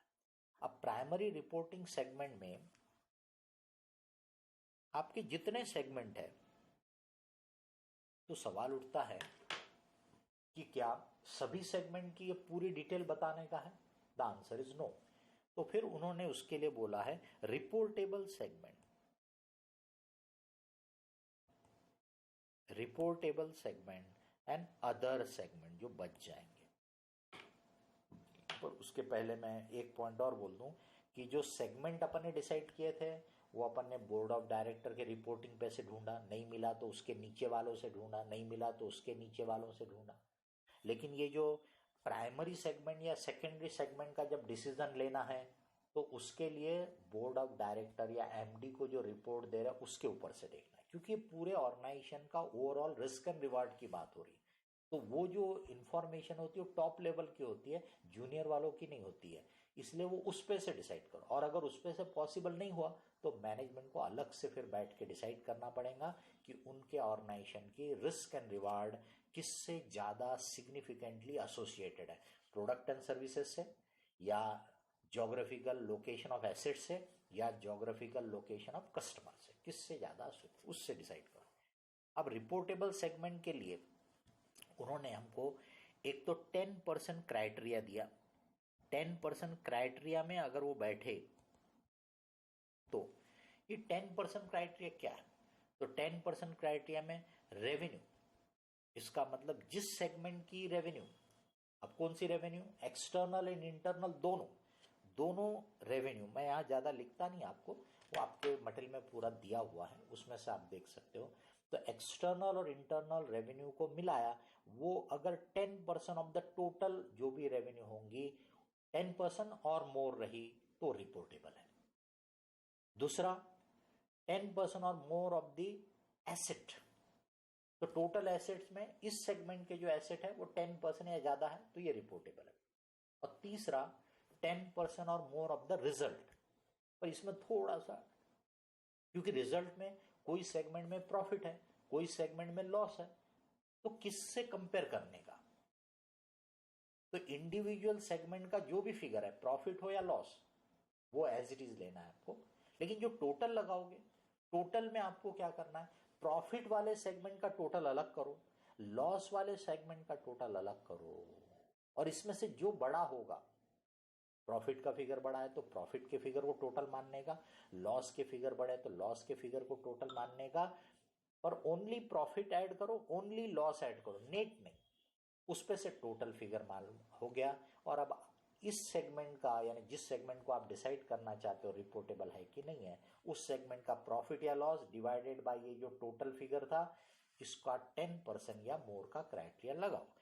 अब सब आपके मन में सवाल उठेगा कि ये तीनों में फिट बैठना चाहिए क्या? Answer is no. तीनों में से किसी एक में भी फिट बैठ गया तो वो रिपोर्टेबल सेगमेंट है। ठीक है, तीनों में से किसी एक में भी बैठ गया तो रिपोर्टेबल सेगमेंट है। अब सपोज तो इस साल तो रिपोर्टेबल में 10% में नहीं आया, किसी में भी नहीं आया, लेकिन पिछले साल वो 10% में था, तो उसको इस साल भी रिपोर्टेबल रखना है, इस साल भी रिपोर्टेबल रखना। मान लो इस साल भी 10% में नहीं आया, पिछले साल भी 10% में नहीं था, यानी ये कंपलसरी हो गया। ठीक है, लेकिन मैनेजमेंट को लगता है कि नहीं, इसका डिस्क्लोजर डिटेल में होना चाहिए, तो मैनेजमेंट वॉलेंटरली उसको इंक्लूड कर सकता है एज रिपोर्टेबल। अब क्या हो गया, 10% करंट ईयर वाले आ गए, 10% लास्ट ईयर वाले भी आ गए जो बच गए थे, मैनेजमेंट ने वॉलंटरली ऐड किया, वो भी आ गया। अब इतने जो रिपोर्टेबल आपने बताए, इनकी जो रेवेन्यू है, एक्सटर्नल रेवेन्यू, एंटरप्राइज रेवेन्यू बोला यानी एक्सटर्नल रेवेन्यू, वो कम से कम टोटल एक्सटर्नल रेवेन्यू की 75% हो जाना चाहिए। आप बोलेंगे नहीं हुई तो, सपोज 70% हुई, जितने मैंने रिपोर्टेबल आइडेंटिफाई किए क्राइटेरिया पे, तो फिर और सेगमेंट इसमें ऐड करो ताकि वो 75% का क्राइटेरिया भी पूरा होना चाहिए। मतलब रिपोर्टेबल सेगमेंट की जो एक्सटर्नल रेवेन्यू है वो टोटल एक्सटर्नल रेवेन्यू का कम से कम 75% होना चाहिए। इतने क्राइटेरिया पे से ये रिपोर्टेबल सेगमेंट डिसाइड हो गए। बाकी के जो बच गए वो अदर सेगमेंट, बाकी के जो बच गए वो अदर सेगमेंट। तो जो रिपोर्टेबल सेगमेंट है उनकी सबकी डिटेल देना पड़ेगा। क्या क्या detail? External revenue, internal revenue, asset, liability, result, addition to fix asset, non cash expenditure, ये सब देना पड़ेगा। पर ये जो अदर्स बच गए इनको आप क्लब कर लो। मान लो कि भी 3 सेगमेंट बच गए जिनको ये रिपोर्टेबल नहीं है, तो तीनों को क्लब कर लो, क्योंकि ये क्लब करके फिगर लोगे तभी आपके फिगर रिकंसाइल होंगे। फॉर रिकंसिलिएशन इनको क्लब करके लेना जरूरी है, तभी तो आपका, जैसे आपने बोला कि भी सेगमेंट के रिजल्ट और कंपनी के रिजल्ट को टैली करना है, एसेट को टैली करना है, तो कब होगा? जब हम पूरे सेगमेंट के फिगर लेंगे तब। तो पूरे सेगमेंट, मान लो हमारे 10 सेगमेंट है, 10 में से 7 रिपोर्टेबल हो गए, तो 7 के तो डिटेल आ गए। अब ये 3 को क्लब कर डालो और फिगर ले लो ताकि रिकंसिलेशन में टैली हो जाना चाहिए। अभी जो सेकेंडरी वाले सेगमेंट है इनमें क्या होगा? सेकेंडरी वाले सेगमेंट जो है इनमें अगर आपका बिजनेस सेगमेंट प्राइमरी सेगमेंट है तो geographical segment by asset and geographical segment by customer, ऐसा लिख देता हूं। वो क्या कहलाएंगे? सेकेंडरी सेगमेंट कहलाएंगे। बराबर। अगर आपका geographical segment बाय एसेट ये प्राइमरी है, ये प्राइमरी है, तो फिर उस केस में बिजनेस सेगमेंट ये सेकेंडरी कहलाएगा और ज्योग्राफिकल सेगमेंट बाय कस्टमर ये सेकेंडरी कहलाएगा। अगर ज्योग्राफिकल सेगमेंट बाय कस्टमर आपका प्राइमरी सेगमेंट है तो बिजनेस सेगमेंट आपका सेकेंडरी कहलाएगा और ज्योग्राफिकल सेगमेंट बाय एसेट भी आपका सेकेंडरी कहलाएगा। मतलब 3 में से एक प्राइमरी है तो बाकी के 2 क्या बन जाएंगे? सेकेंडरी बन जाएंगे। अब सेकेंडरी सेगमेंट में बिजनेस सेगमेंट के केस में रिपोर्टेबल किसको बोलेंगे? और तो जो यानी जो भी आएंगे इसमें, ऐसा करता हूं थोड़ा सा इसको एक लाइन बना देता हूं तो समझ में आ जाएगा।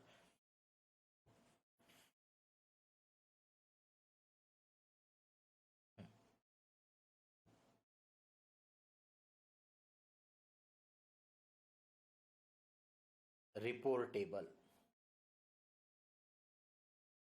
अदर्स, यानी जो रिपोर्टेबल में फिट नहीं बैठेंगे, अदर्स को इग्नोर कर दो, इग्नोर कर दो।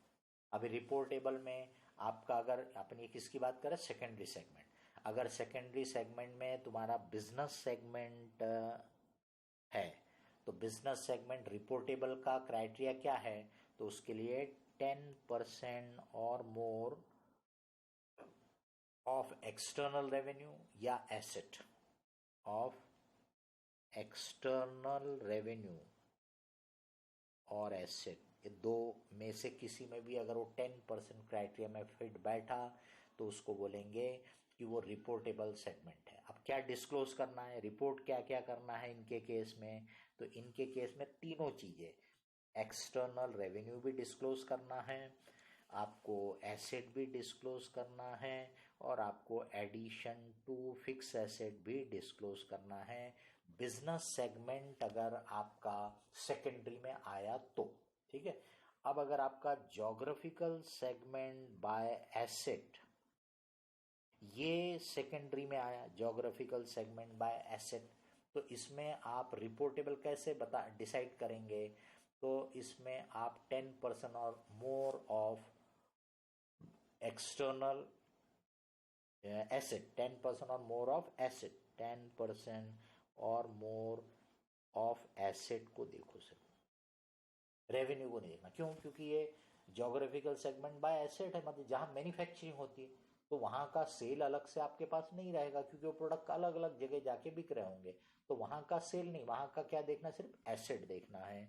अगर वो एसेट में 10% में आया, अब रिपोर्ट क्या करोगे, तो रिपोर्ट आप एसेट भी करो और एडिशन टू फिक्स एसेट भी रिपोर्ट करो, ये दो चीजें रिपोर्ट, ठीक है। अब अगर आपका ज्योग्राफिकल सेगमेंट बाय कस्टमर होगा सेकेंडरी में, तो 10% और मोर ऑफ एक्सटर्नल रेवेन्यू देखो, 10% और मोर ऑफ एक्सटर्नल रेवेन्यू, और इसकी रिपोर्टिंग क्या करोगे, सिर्फ एक्सटर्नल रेवेन्यू आप रिपोर्ट करो, ओनली एक्सटर्नल रेवेन्यू रिपोर्ट करो आप उसकी, बराबर, और कुछ रिपोर्ट करने की जरूरत नहीं है। ये प्राइमरी सेगमेंट, जिससे कि हमारा बिजनेस का रिस्क एंड रिवार्ड बहुत ज़्यादा एसोसिएटेड है, उसके ज़्यादा डिटेल डिस्क्लोजर करना है। रिपोर्टेबल के, रिपोर्टेबल से जो बच जाएंगे उनको रिकन्सिलेशन के क्लब करके लेना है, लेकिन सेकेंडरी सेगमेंट में थोड़ी सी इंफॉर्मेशन देना है, और जो रिपोर्टेबल रहेगा उसी की देना है, और जो बचेंगे उनको इग्नोर कर देना है, बराबर। इसके अलावा कुछ और पॉइंट अपन बोल सकते हैं कि प्रोडक्ट और सर्विसेज को अपन रिलेटेड है ऐसा कब बोलेंगे, प्रोडक्ट या services are related to each other, ऐसा अपन कब बोलेंगे, तो एएस बोलता है कि when it is similar with respect to majority of, when it is similar with respect to majority of, क्या, nature of that product and service, उनका नेचर जो सिमिलर होना चाहिए, प्रोडक्शन प्रोसेस उनकी जो है वो सिमिलर होना चाहिए, उनके जो कस्टमर्स है वो सिमिलर होना चाहिए, उनको जो डिस्ट्रीब्यूशन का मेथड्स है वो सिमिलर होना चाहिए, उनके ऊपर अगर कोई रेगुलेटरी फ्रेमवर्क है, लॉ है, वो भी सिमिलर होना चाहिए। जब ये सभी या at least majority of this factor, एक फैक्टर नहीं है, अलग है लेकिन बाकी है, ऐसा रहा तो भी चलेगा। तो मेजॉरिटी ऑफ फैक्टर अगर ये सिमिलर होंगे तो उन प्रोडक्ट एंड सर्विसेज को अपन बोलेंगे कि वो एक दूसरे से रिलेटेड है। बराबर। सिंगल आपका प्रोडक्ट होगा, सिंगल लोकेशन होगा, तो आपको बताया कि डिस्क्लोजर की जरूरत नहीं है। सेगमेंट रेवेन्यू में जब हम सेगमेंट की रेवेन्यू बोलते हैं तो उसमें वो बोलता है don't include extraordinary item, extraordinary item को उसकी इनकम मत बोलो, interest, dividend, gain loss on sale of asset, इनको भी उसकी इनकम में काउंट मत करो, gain loss on sale of this asset, on sale of investment, है ना। लेकिन अगर आपका जो सेगमेंट है उसका एक्टिविटी फाइनेंस नेचर की है, फाइनेंस नेचर ही उसका है, तो फिर यस रहेगा, अदरवाइज इसको बोलेंगे कि ये सेगमेंट की रेवेन्यू में मत लो। सेगमेंट की रेवेन्यू में जो नॉर्मल गुड्स एंड सर्विसेज का सेल है वो लो करके, segment expenses does not include. Segment expenses do not include. क्या नहीं इंक्लूड करना? तो अगेन वैसी extraordinary item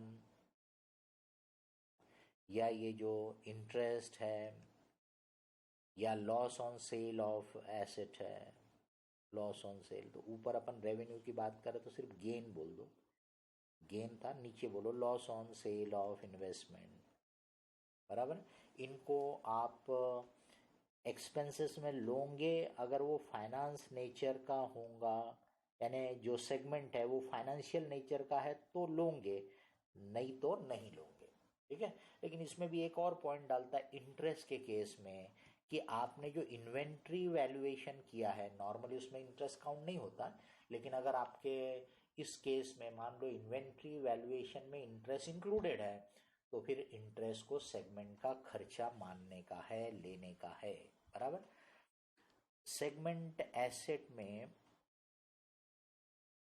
does not include या do not include income tax asset, income tax asset.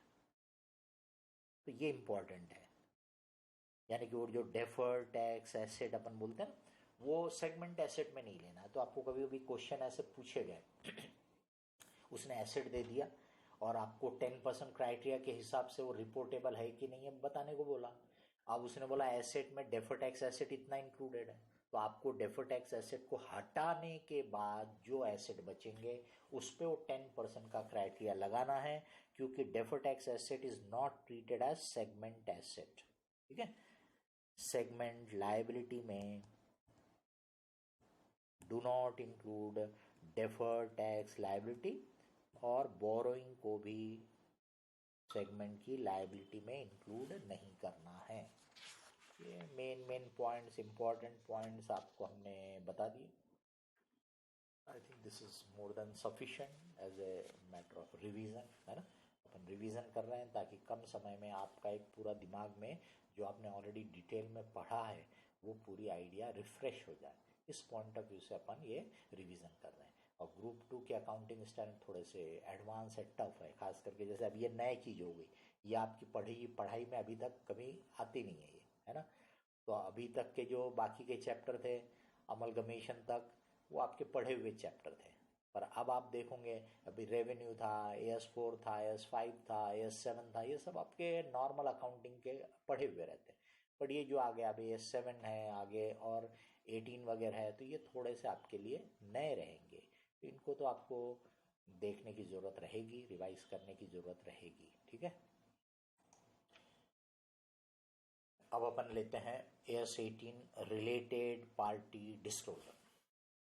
तो जो भी अपन आगे देखेंगे क्राइटेरिया है उसमें जो रिलेटेड पार्टी, किसकी रिलेटेड पार्टी, तो नेचुरल अपन यहाँ फाइनेंशियल स्टेटमेंट में डिस्क्लोजर की बात कर रहे हैं। तो जिस एंटिटी की, जिस ऑर्गेनाइजेशन के आप फाइनेंशियल स्टेटमेंट बना रहे हो, प्रेजेंट कर रहे हो, उसके एंगल से आपको सोचने का है। उसके अगर वो रिलेटेड पार्टी है तो कुछ डिस्क्लोजर करने का रिक्वायरमेंट है। क्या क्या डिस्क्लोजर करने का रिक्वायरमेंट है वो भी अपन बाद में देखेंगे। अब सवाल ये उठता है कि भी क्यों तो ये एएस में ऐसा रीजन नहीं दिया हुआ है या एज ए कंडीशन नहीं डाला हुआ है, बट उसके पीछे की वजह ये है कि जब आप रिलेटेड पार्टियों के साथ डील करते हो तो देर इज अ पॉसिबिलिटी कि it may not be at the same commercial terms as with any independent party. तो आप जैसे किसी इंडिपेंडेंट थर्ड पार्टी के साथ जो डीलिंग करते हो, रिलेटेड पार्टी के साथ हो सकता है ट्रांजेक्शन वो कमर्शियल टर्म्स में ना हो, एडजस्टेड हो, कहीं कीमत बढ़ा के दिया गया हो, कहीं कीमत कम करके दिया हो, कोई चीज फ्री में दी हुई होगी। All this possibilities are there. तो अब आप सोचिए कि इससे फाइनेंशियल स्टेटमेंट की जो एनालिसिस कर रहा होगा यूजर, उसका जो ओपिनियन फॉर्म होगा वो करेक्ट नहीं होगा, क्योंकि उसको पूरी इंफॉर्मेशन मिल ही नहीं रही। या तो प्रॉफिट घटा के बताया गया है या तो बढ़ा के बताया गया है, मतलब इस टाइप के एडजस्टमेंट पॉसिबल है, ठीक है। इस वजह से AS18 आ गया कि भाई आपका ये पार्टियों को रिलेटेड माना जाएगा और ये पार्टियां जो भी रिलेटेड रहेंगी उनकी ये इंफॉर्मेशन आपको फाइनेंशियल स्टेटमेंट में डिस्क्लोज करना है। क्या क्या डिस्क्लोजर करना है वो भी एएस ने बताया, ठीक है।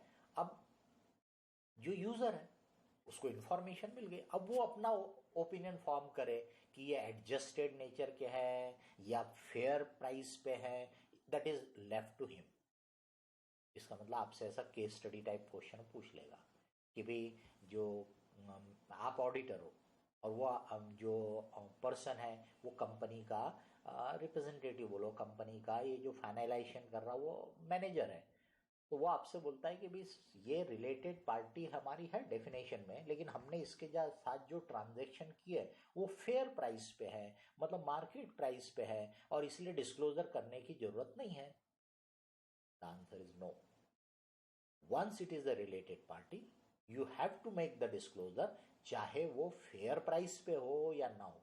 तो इसलिए मैंने पहले बोला आपको कि मैं आपको रीजन बता रहा हूं कि ऐसा ये एएस की जरूरत क्या पड़ी, बट वो कंडीशन नहीं है, इसलिए फेयर प्राइस पे हो या ना हो डिस्क्लोजर तो करना जरूरी है। अब पार्टीज को जब हम रिलेटेड बोलते हैं तो हम बोलेंगे बी ए का रिलेटिव है, तो इसका मतलब है ए बी का रिलेटिव है ना। तो रिलेटेड का मतलब ये होता है दोनों एक दूसरे के लिए रिलेटेड पार्टी है। तो अगर ए के फाइनेंशियल स्टेटमेंट में बी रिलेटेड पार्टी है तो बट नेचुरल है बी के फाइनेंशियल स्टेटमेंट में ए रिलेटेड पार्टी है, ये भी ध्यान रखने की बात हो गई। अब इसमें रिलेटेड पार्टीज का क्राइटेरिया क्या है, तो अकाउंटिंग स्टैंडर्ड बोलता है कि भाई if at any time during, अपने लैंग्वेज में अपन बोल ड्यूरिंग द ईयर, बट वो बोलेगा ड्यूरिंग द रिपोर्टिंग पीरियड, मतलब जितने पीरियड का ये फाइनेंशियल स्टेटमेंट है तो ड्यूरिंग द रिपोर्टिंग पीरियड मतलब फाइनेंशियल ईयर जो है आपका, eight any time during that इसका मतलब पूरे साल भर वो रिलेटेड पार्टी होना चाहिए, ये भी जरूरी नहीं है। एंड में वो रिलेटेड होना चाहिए, ये भी जरूरी नहीं है। Any time during the year अगर वो रिलेटेड पार्टी के डेफिनेशन में आया तो वो रिलेटेड पार्टी रहेगा। If at any time during the reporting period one party has the ability, काय की ability, ability to control the other, control the other. वो कंट्रोल कैसे डिसाइड होगा बाद में अपन देखेंगे उसके, कंट्रोल द अदर और एक्सरसाइज सिग्निफिकेंट इन्फ्लुएंस, और exercise significant influence over the other party. ठीक है, कंट्रोल द अदर और exercise significant influence over the other. अभी काय के ऊपर कंट्रोल, काय के ऊपर सिग्निफिकेंट इन्फ्लुएंस, तो ये है, यानी ये आपका 1 और 2 दो में से एक कुछ भी रहे, इन मेकिंग ऑपरेशनल फाइनेंशियल जो है वो डिसीजन लेने, इन मेकिंग फाइनेंशियल एंड और ऑपरेशनल डिसीजन कि भी कैपिटल स्ट्रक्चर को बढ़ाना क्या, प्रोजेक्ट डालना क्या, फलाने टाइप का प्रोडक्शन प्रोसेस सिलेक्ट करना कि ये प्रोसेस, ये सब कहलाएंगे फाइनेंशियल एंड ऑपरेशनल नेचर के डिसीजन। तो फाइनेंशियल एंड ऑपरेशनल नेचर के डिसीजन लेते समय अगर ये पार्टी इस पार्टी के ऊपर कंट्रोल एक्सरसाइज करती है, कंट्रोल यानी क्या, तो अपन काय पे से डिसाइड होगा बाद में देखेंगे, लेकिन सिंपल लेमैन्स लैंग्वेज में, लेमैन्स लैंग्वेज में अगर इसकी मनमानी चलती है, यानी ए और बी नाम ले लो कि भाई ये ए है और ये बी है, ए का बी के ऊपर अपन बोल रहे कंट्रोल है, ए कंट्रोल द बी, इसका मतलब हो गया बी क्या करेगा, फाइनेंशियल और ऑपरेशनल नेचर का डिसीजन वो ए डिसाइड करता है। ए बोलेगा हाँ तो होगा, ए बोलेगा ना तो ना होगा, तो हम बोलेंगे कंट्रोल्स। अगर सिग्निफिकेंट इन्फ्लुएंस, अगर सिचुएशन यह है कि ए की बात तो सुनी जाएगी, मतलब A will participate in the decision making process, but A की मनमानी नहीं चलेगी, एक ही मनमानी नहीं चलेंगी, उसका ओपिनियन दूसरे का ओपिनियन मिलके डिसाइड होगा क्या फाइनेंशियल या ऑपरेशनल डिसीजन लेने का है, उसको बोलेंगे it has a significant influence. तो कंट्रोल यानी आपकी मनमानी चलेगी, सिग्निफिकेंट इन्फ्लुएंस यानी आपकी मनमानी तो नहीं चलेगी बट आपकी बात सुनी जाएगी, आपको इंपॉर्टेंस तो मिलेगा, ठीक है, that is called significant influence. तो अगर ए का बी के ऊपर कंट्रोल है तो ए और बी रिलेटेड पार्टी है, या ए का बी के ऊपर सिग्निफिकेंट इन्फ्लुएंस है तो भी ए और बी रिलेटेड पार्टी है, बराबर। फिर कुछ इन्होंने डिफाइन किया है आपको मदद के तौर पे कि किनको किनको अपन रिलेटेड पार्टी कंसिडर करेंगे। तो ये अप्लाइज टू, मतलब they will be treated as related parties. ये मैं पूरे लिखता नहीं, उसमें लिखने में टाइम ज़्यादा चला जाएगा। तो इसमें आपके होल्डिंग कंपनी, सब्सिडरी कंपनी, वो अपन ने कंसोलिडेशन में पढ़ा है, होल्डिंग सब्सिडरी, फेलो सब्सिडरी। तो अगर होल्डिंग कंपनी एच है, इसकी दो सब्सिडरी है S1 S2, तो S1 और S2 को आपस में बोलेंगे फेलो सब्सिडरी, ठीक है। तो फेलो सब्सिडरी आपस में रिलेटेड मानी जाएंगे, भले ही उनका एक दूसरे के ऊपर डायरेक्टली आपको कोई कंट्रोल नहीं दिखेगा, सिग्निफिकेंट इन्फ्लुएंस नहीं दिखेगा, बट क्योंकि दोनों होल्डिंग कंपनी द्वारा कंट्रोल है इसलिए वो दोनों के जो डिसीजंस होंगे वो होल्डिंग कंपनी अपने तरीके से मैनेज कर सकता है, डिसाइड कर सकता है। यानी S1 क्या करेगा S2 के साथ या S2 क्या करेगा S1 के साथ, ये डिसाइड करने में होल्डिंग कंपनी का रोल है, होल्डिंग कंपनी का कंट्रोल है, इसलिए उन दोनों को भी आपस में रिलेटेड पार्टी माना गया है। तो होल्डिंग कंपनी, सब्सिडरी कंपनी और fellow subsidiary company holding company, subsidiary company और फेलो सब्सिडरी कंपनी ये रिलेटेड पार्टी माने जाएंगे। फिर joint venture and वेंचरर, joint venture और उसका जो वेंचरर रहता है, जो जिसको अपन को वेंचरर भी बोलते हैं, तो जॉइंट वेंचर एंड ऑर्गेनाइजेशन और उसका जो ओनर रहता है वो कहलाता है वेंचरर, को वेंचरर। तो वो आपस में क्या माने जाएंगे, रिलेटेड पार्टी माने जाएंगे। वैसे ही associate company, associate and investor यानी जिसने उसमें अपना पैसा लगाया है, जिसका उसके ऊपर सिग्निफिकेंट इन्फ्लुएंस है, उनको भी आपस में रिलेटेड पार्टी माना जाएगा। Associate and investor will be treated as related to each other. Joint venture और को वेंचर आपस में रिलेटेड पार्टी माने जाएंगे। अब तीसरा जो है कि individual and his relatives directly or indirectly owning voting power which gives control or significant influence over the reporting entity।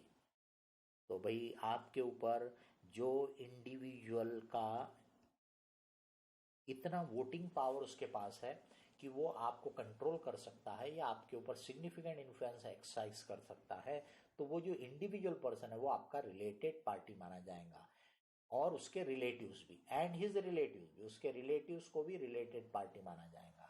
तो मान लीजिए कि भाई किसी इंडिविजुअल के पास उस कंपनी के 25% शेयर है, तो उसको बोलेंगे उसका सिग्निफिकेंट इन्फ्लुएंस है, तो वो रिलेटेड पार्टी बन गया। और उसके कोई रिलेटिव होंगे तो वो भी रिलेटेड पार्टी में काउंट किए जाएंगे। फिर उन्होंने बोला की मैनेजमेंट पर्सन और उसके रिलेटिव्स, उसके भी relatives, who has the authority and responsibility for planning, directing, controlling the activities of the enterprise। Simple language में अपन जैसे बोल सकते हैं मैनेजिंग डायरेक्टर। मैनेजिंग डायरेक्टर को अथॉरिटी भी होती है, रिस्पॉन्सिबिलिटी होती है पूरे ऑर्गेनाइजेशन को डायरेक्ट करने का, प्लान करने का, कंट्रोल करने का। तो की मैनेजमेंट पर्सन है MD, वो भी रिलेटेड पार्टी माना जाएगा और उसके जो रिलेटिव होंगे वो भी रिलेटेड पार्टी माना जाएगा। एंटरप्राइज ऑन विच यानी ऐसे ऑर्गेनाइजेशन जिसके ऊपर 3 और 4 जो है, यानी कि इंडिविजुअल जो ऊपर रेफर किया या की मैनेजमेंट पर्सन जो रेफर किया,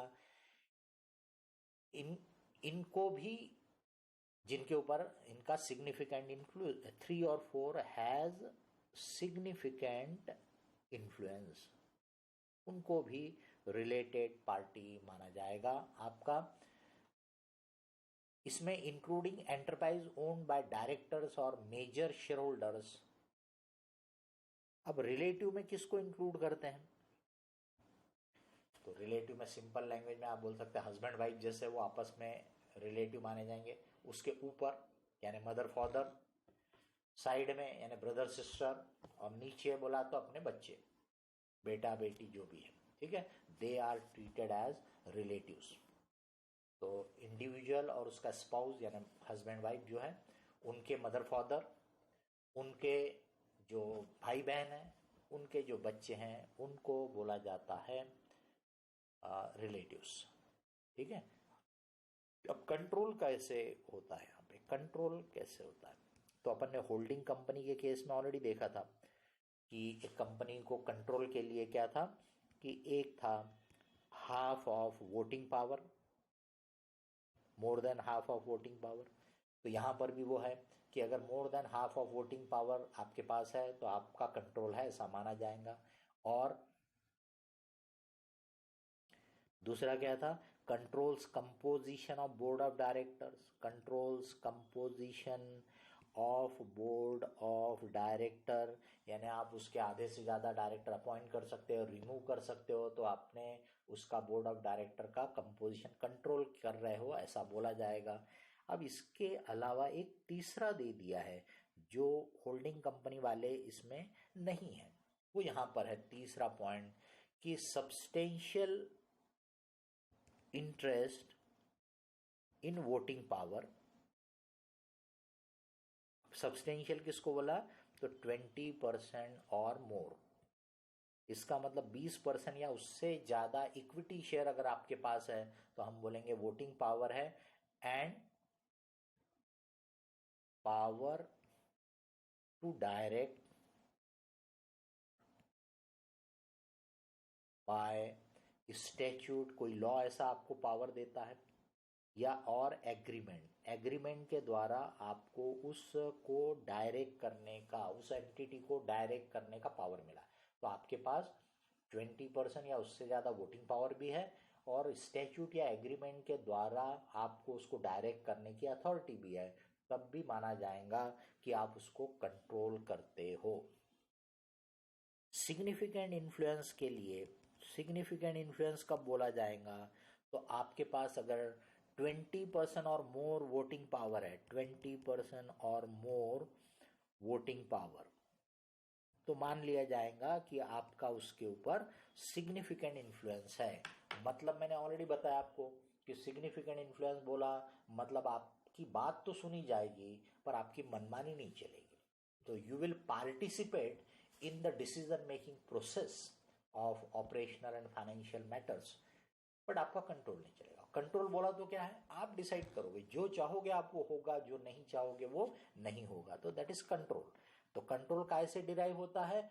more than half of voting power आपके पास है, या आप composition of board of director को कंट्रोल करते हो, मतलब आधे से ज्यादा डायरेक्टर आपके ऊपर से डिपेंड करते हैं, या फिर तीसरा यहाँ जो ऐड कर दिया है 20% या उससे ज्यादा वोटिंग पावर भी है, और किसी स्टैट्यूट या एग्रीमेंट द्वारा आपको अथॉरिटी भी मिली है कंट्रोल डायरेक्ट करने की। तो अगर ऐसा नहीं है पर आपके पास 20% या उससे ज्यादा वोटिंग पावर है तो आपका सिग्निफिकेंट इन्फ्लुएंस है, ऐसा अपन मान के चलेंगे।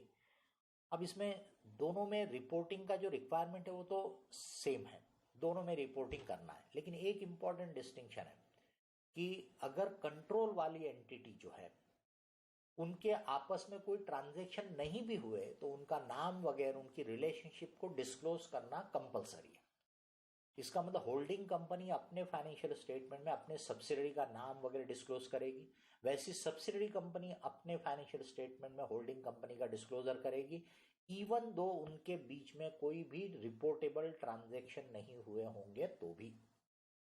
पर सिग्निफिकेंट इन्फ्लुएंस वाले केस में आपको तभी बताना है जब ट्रांजैक्शन हुए होंगे तो अदरवाइज आपको डिस्क्लोजर की जरूरत नहीं रहेगी। अब इसमें कुछ एग्जम्पशन दिए हैं, मतलब जहां पे ये रिलेटेड पार्टी डिस्क्लोजर की जरूरत नहीं रहेगी। तो उन्होंने एक बोला है कि स्टेचुटरी ऑब्लिगेशन ऑफ कॉन्फिडेंशियलिटी अगर है, यानी लॉ ने आपके ऊपर इंफॉर्मेशन को कॉन्फिडेंशियल रखने का कोई अगर ऑब्लिगेशन है, क्रिएट किया है, तो आपको डिस्क्लोजर की जरूरत नहीं है। जैसे बैंक के केस में बैंक को जो कस्टमर के जो ट्रांजैक्शंस होते हैं इन the nature of that customer, deposit वाले ट्रांजैक्शन, लोन वाले ट्रांजैक्शन, तो ये कॉन्फिडेंशियल रखने का रिक्वायरमेंट रहता है, इसलिए बैंक उनको डिस्क्लोज नहीं करेगा। ठीक है। इंट्रा ग्रुप ट्रांजैक्शन जो रहते हैं एक दूसरे के साथ, वो कंसोलिडेटेड फाइनेंशियल स्टेटमेंट में डिस्क्लोज करने की जरूरत नहीं, क्योंकि वो ऑलरेडी एलिमिनेट हो जाते हैं। ठीक है।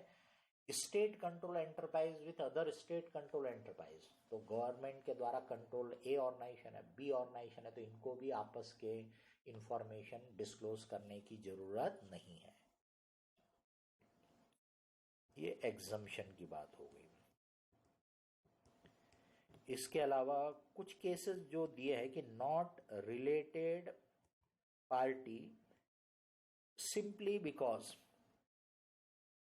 Not related party simply because director in common.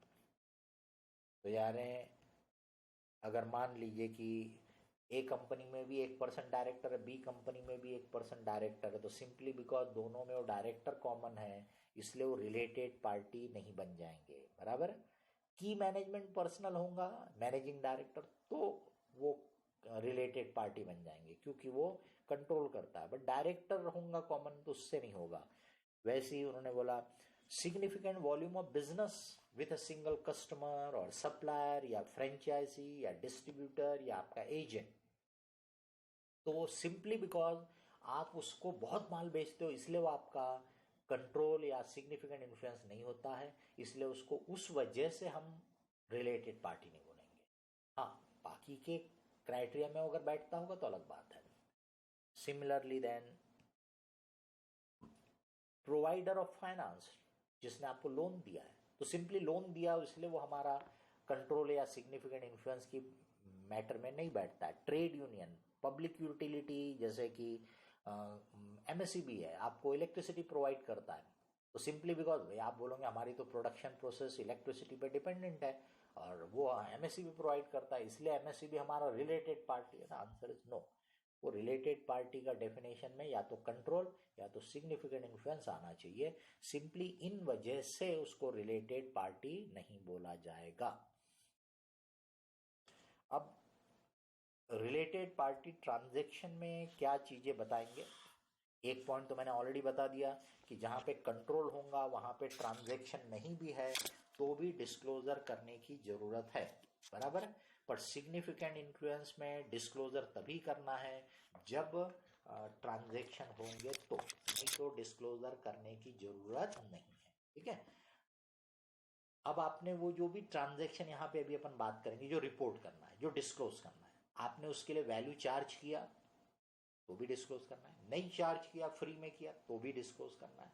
आपने फेयर वैल्यू है कि नहीं है वो लिखना नहीं है, बस क्या आपने किया उतना डिस्क्लोज करना है। तो ध्यान दीजिए डिस्क्लोजर के बारे में।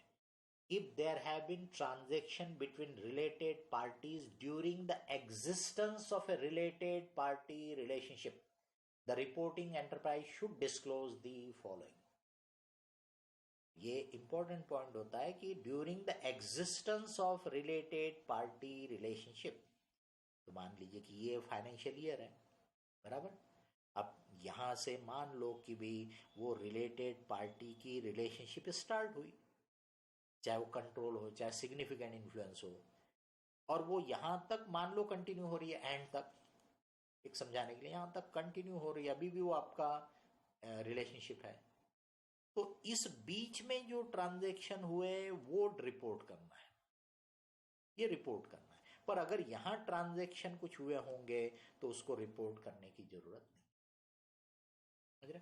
अगर मान लो ये रिलेशनशिप जो यहां स्टार्ट हुई, यहां आके ये रिलेशनशिप एंड भी हो गई, मान लो 25% शेयर एक्वायर किए थे और आगे 4-6 महीने के बाद बेच भी दिए, तो इसका मतलब वो रिलेशनशिप खत्म हो गई।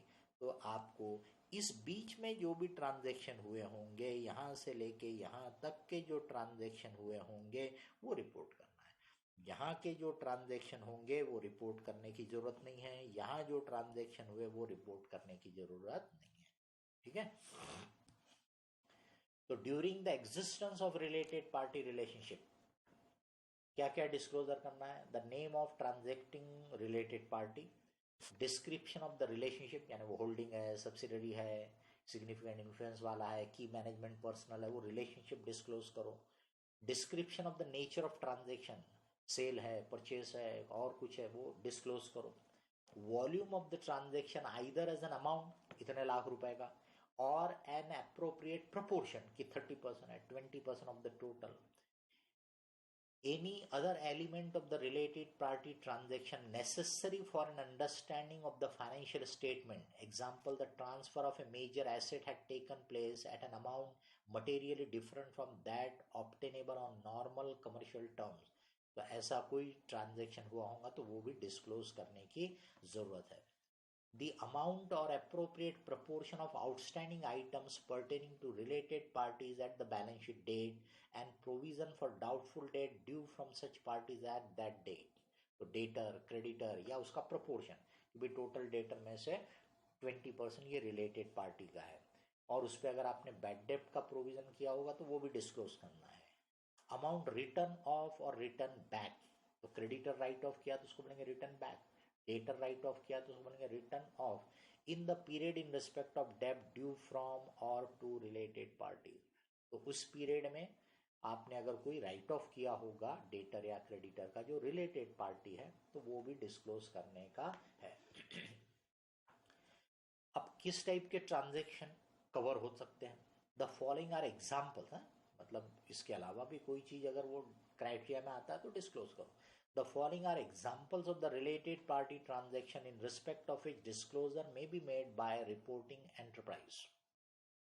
Purchase or sale of goods, finished हो, unfinished हो. Purchase or sale of fixed asset. Rendering or receiving of services. Agency arrangement. Leasing or hire purchase arrangement. Transfer of research and development, एक ने research किया लेकिन उसको transfer कर दिया दूसरे को, वो प्रोडक्ट बनाने वाला है, वो भी डिस्क्लोज करने का। Licensing agreement, finance including loans and equity contribution in cash और in kind, guarantees and collateral, holding company ने सब्सिडी के बिहाल में गारंटी दी किसी बैंक वाले को, बराबर, वो भी डिस्क्लोज करने का है। Management contracts including for deputation of employees, इधर से उधर एम्प्लॉयज डेपुटेशन पे भेज देते हैं, कई बार ये सब ऑर्गेनाइजेशन में एडजस्टमेंट के लिए होता है, रोल पे इसके है, सैलरी ये दे रहा है, खर्चे में इसके आ रहा है, काम उसके लिए कर रहा है, ऑफिशियली जहां जहां राइटिंग में है वो सब डिस्क्लोज करने की जरूरत है, बराबर। तो ये बेसिकली ऐसा है कि इससे यूजर को एक आइडिया मिल जाएगी फाइनेंशियल स्टेटमेंट इवेल्युएट करते समय कि वो इन ट्रांजैक्शन को किस एंगल से देखे, क्या मान ले कि ये सब फेयर टर्म्स में है और इनको एज इट इज एक्सेप्ट कर ले, या उसको लगता है तो वो इनको एडजस्ट करके देखेगा, वैल्यू को बढ़ा के घटा के अपना ओपिनियन फॉर्म करेगा। मतलब फिर वो एक बार डिस्क्लोजर हो गया, now it is the valuer who has to use it as per उसको जो सही लगता है। और मैनेजमेंट का काम है इंफॉर्मेशन उसको प्रॉपरली डिस्क्लोज करना। सिमिलरली ऑडिटर का काम है चेक करना कि जो जो अकाउंटिंग स्टैंडर्ड बोलता है वो चीजें इन्होंने प्रॉपरली डिस्क्लोज किया है या नहीं किया है, बराबर। तो this is all about AS 18 related party disclosures, बराबर।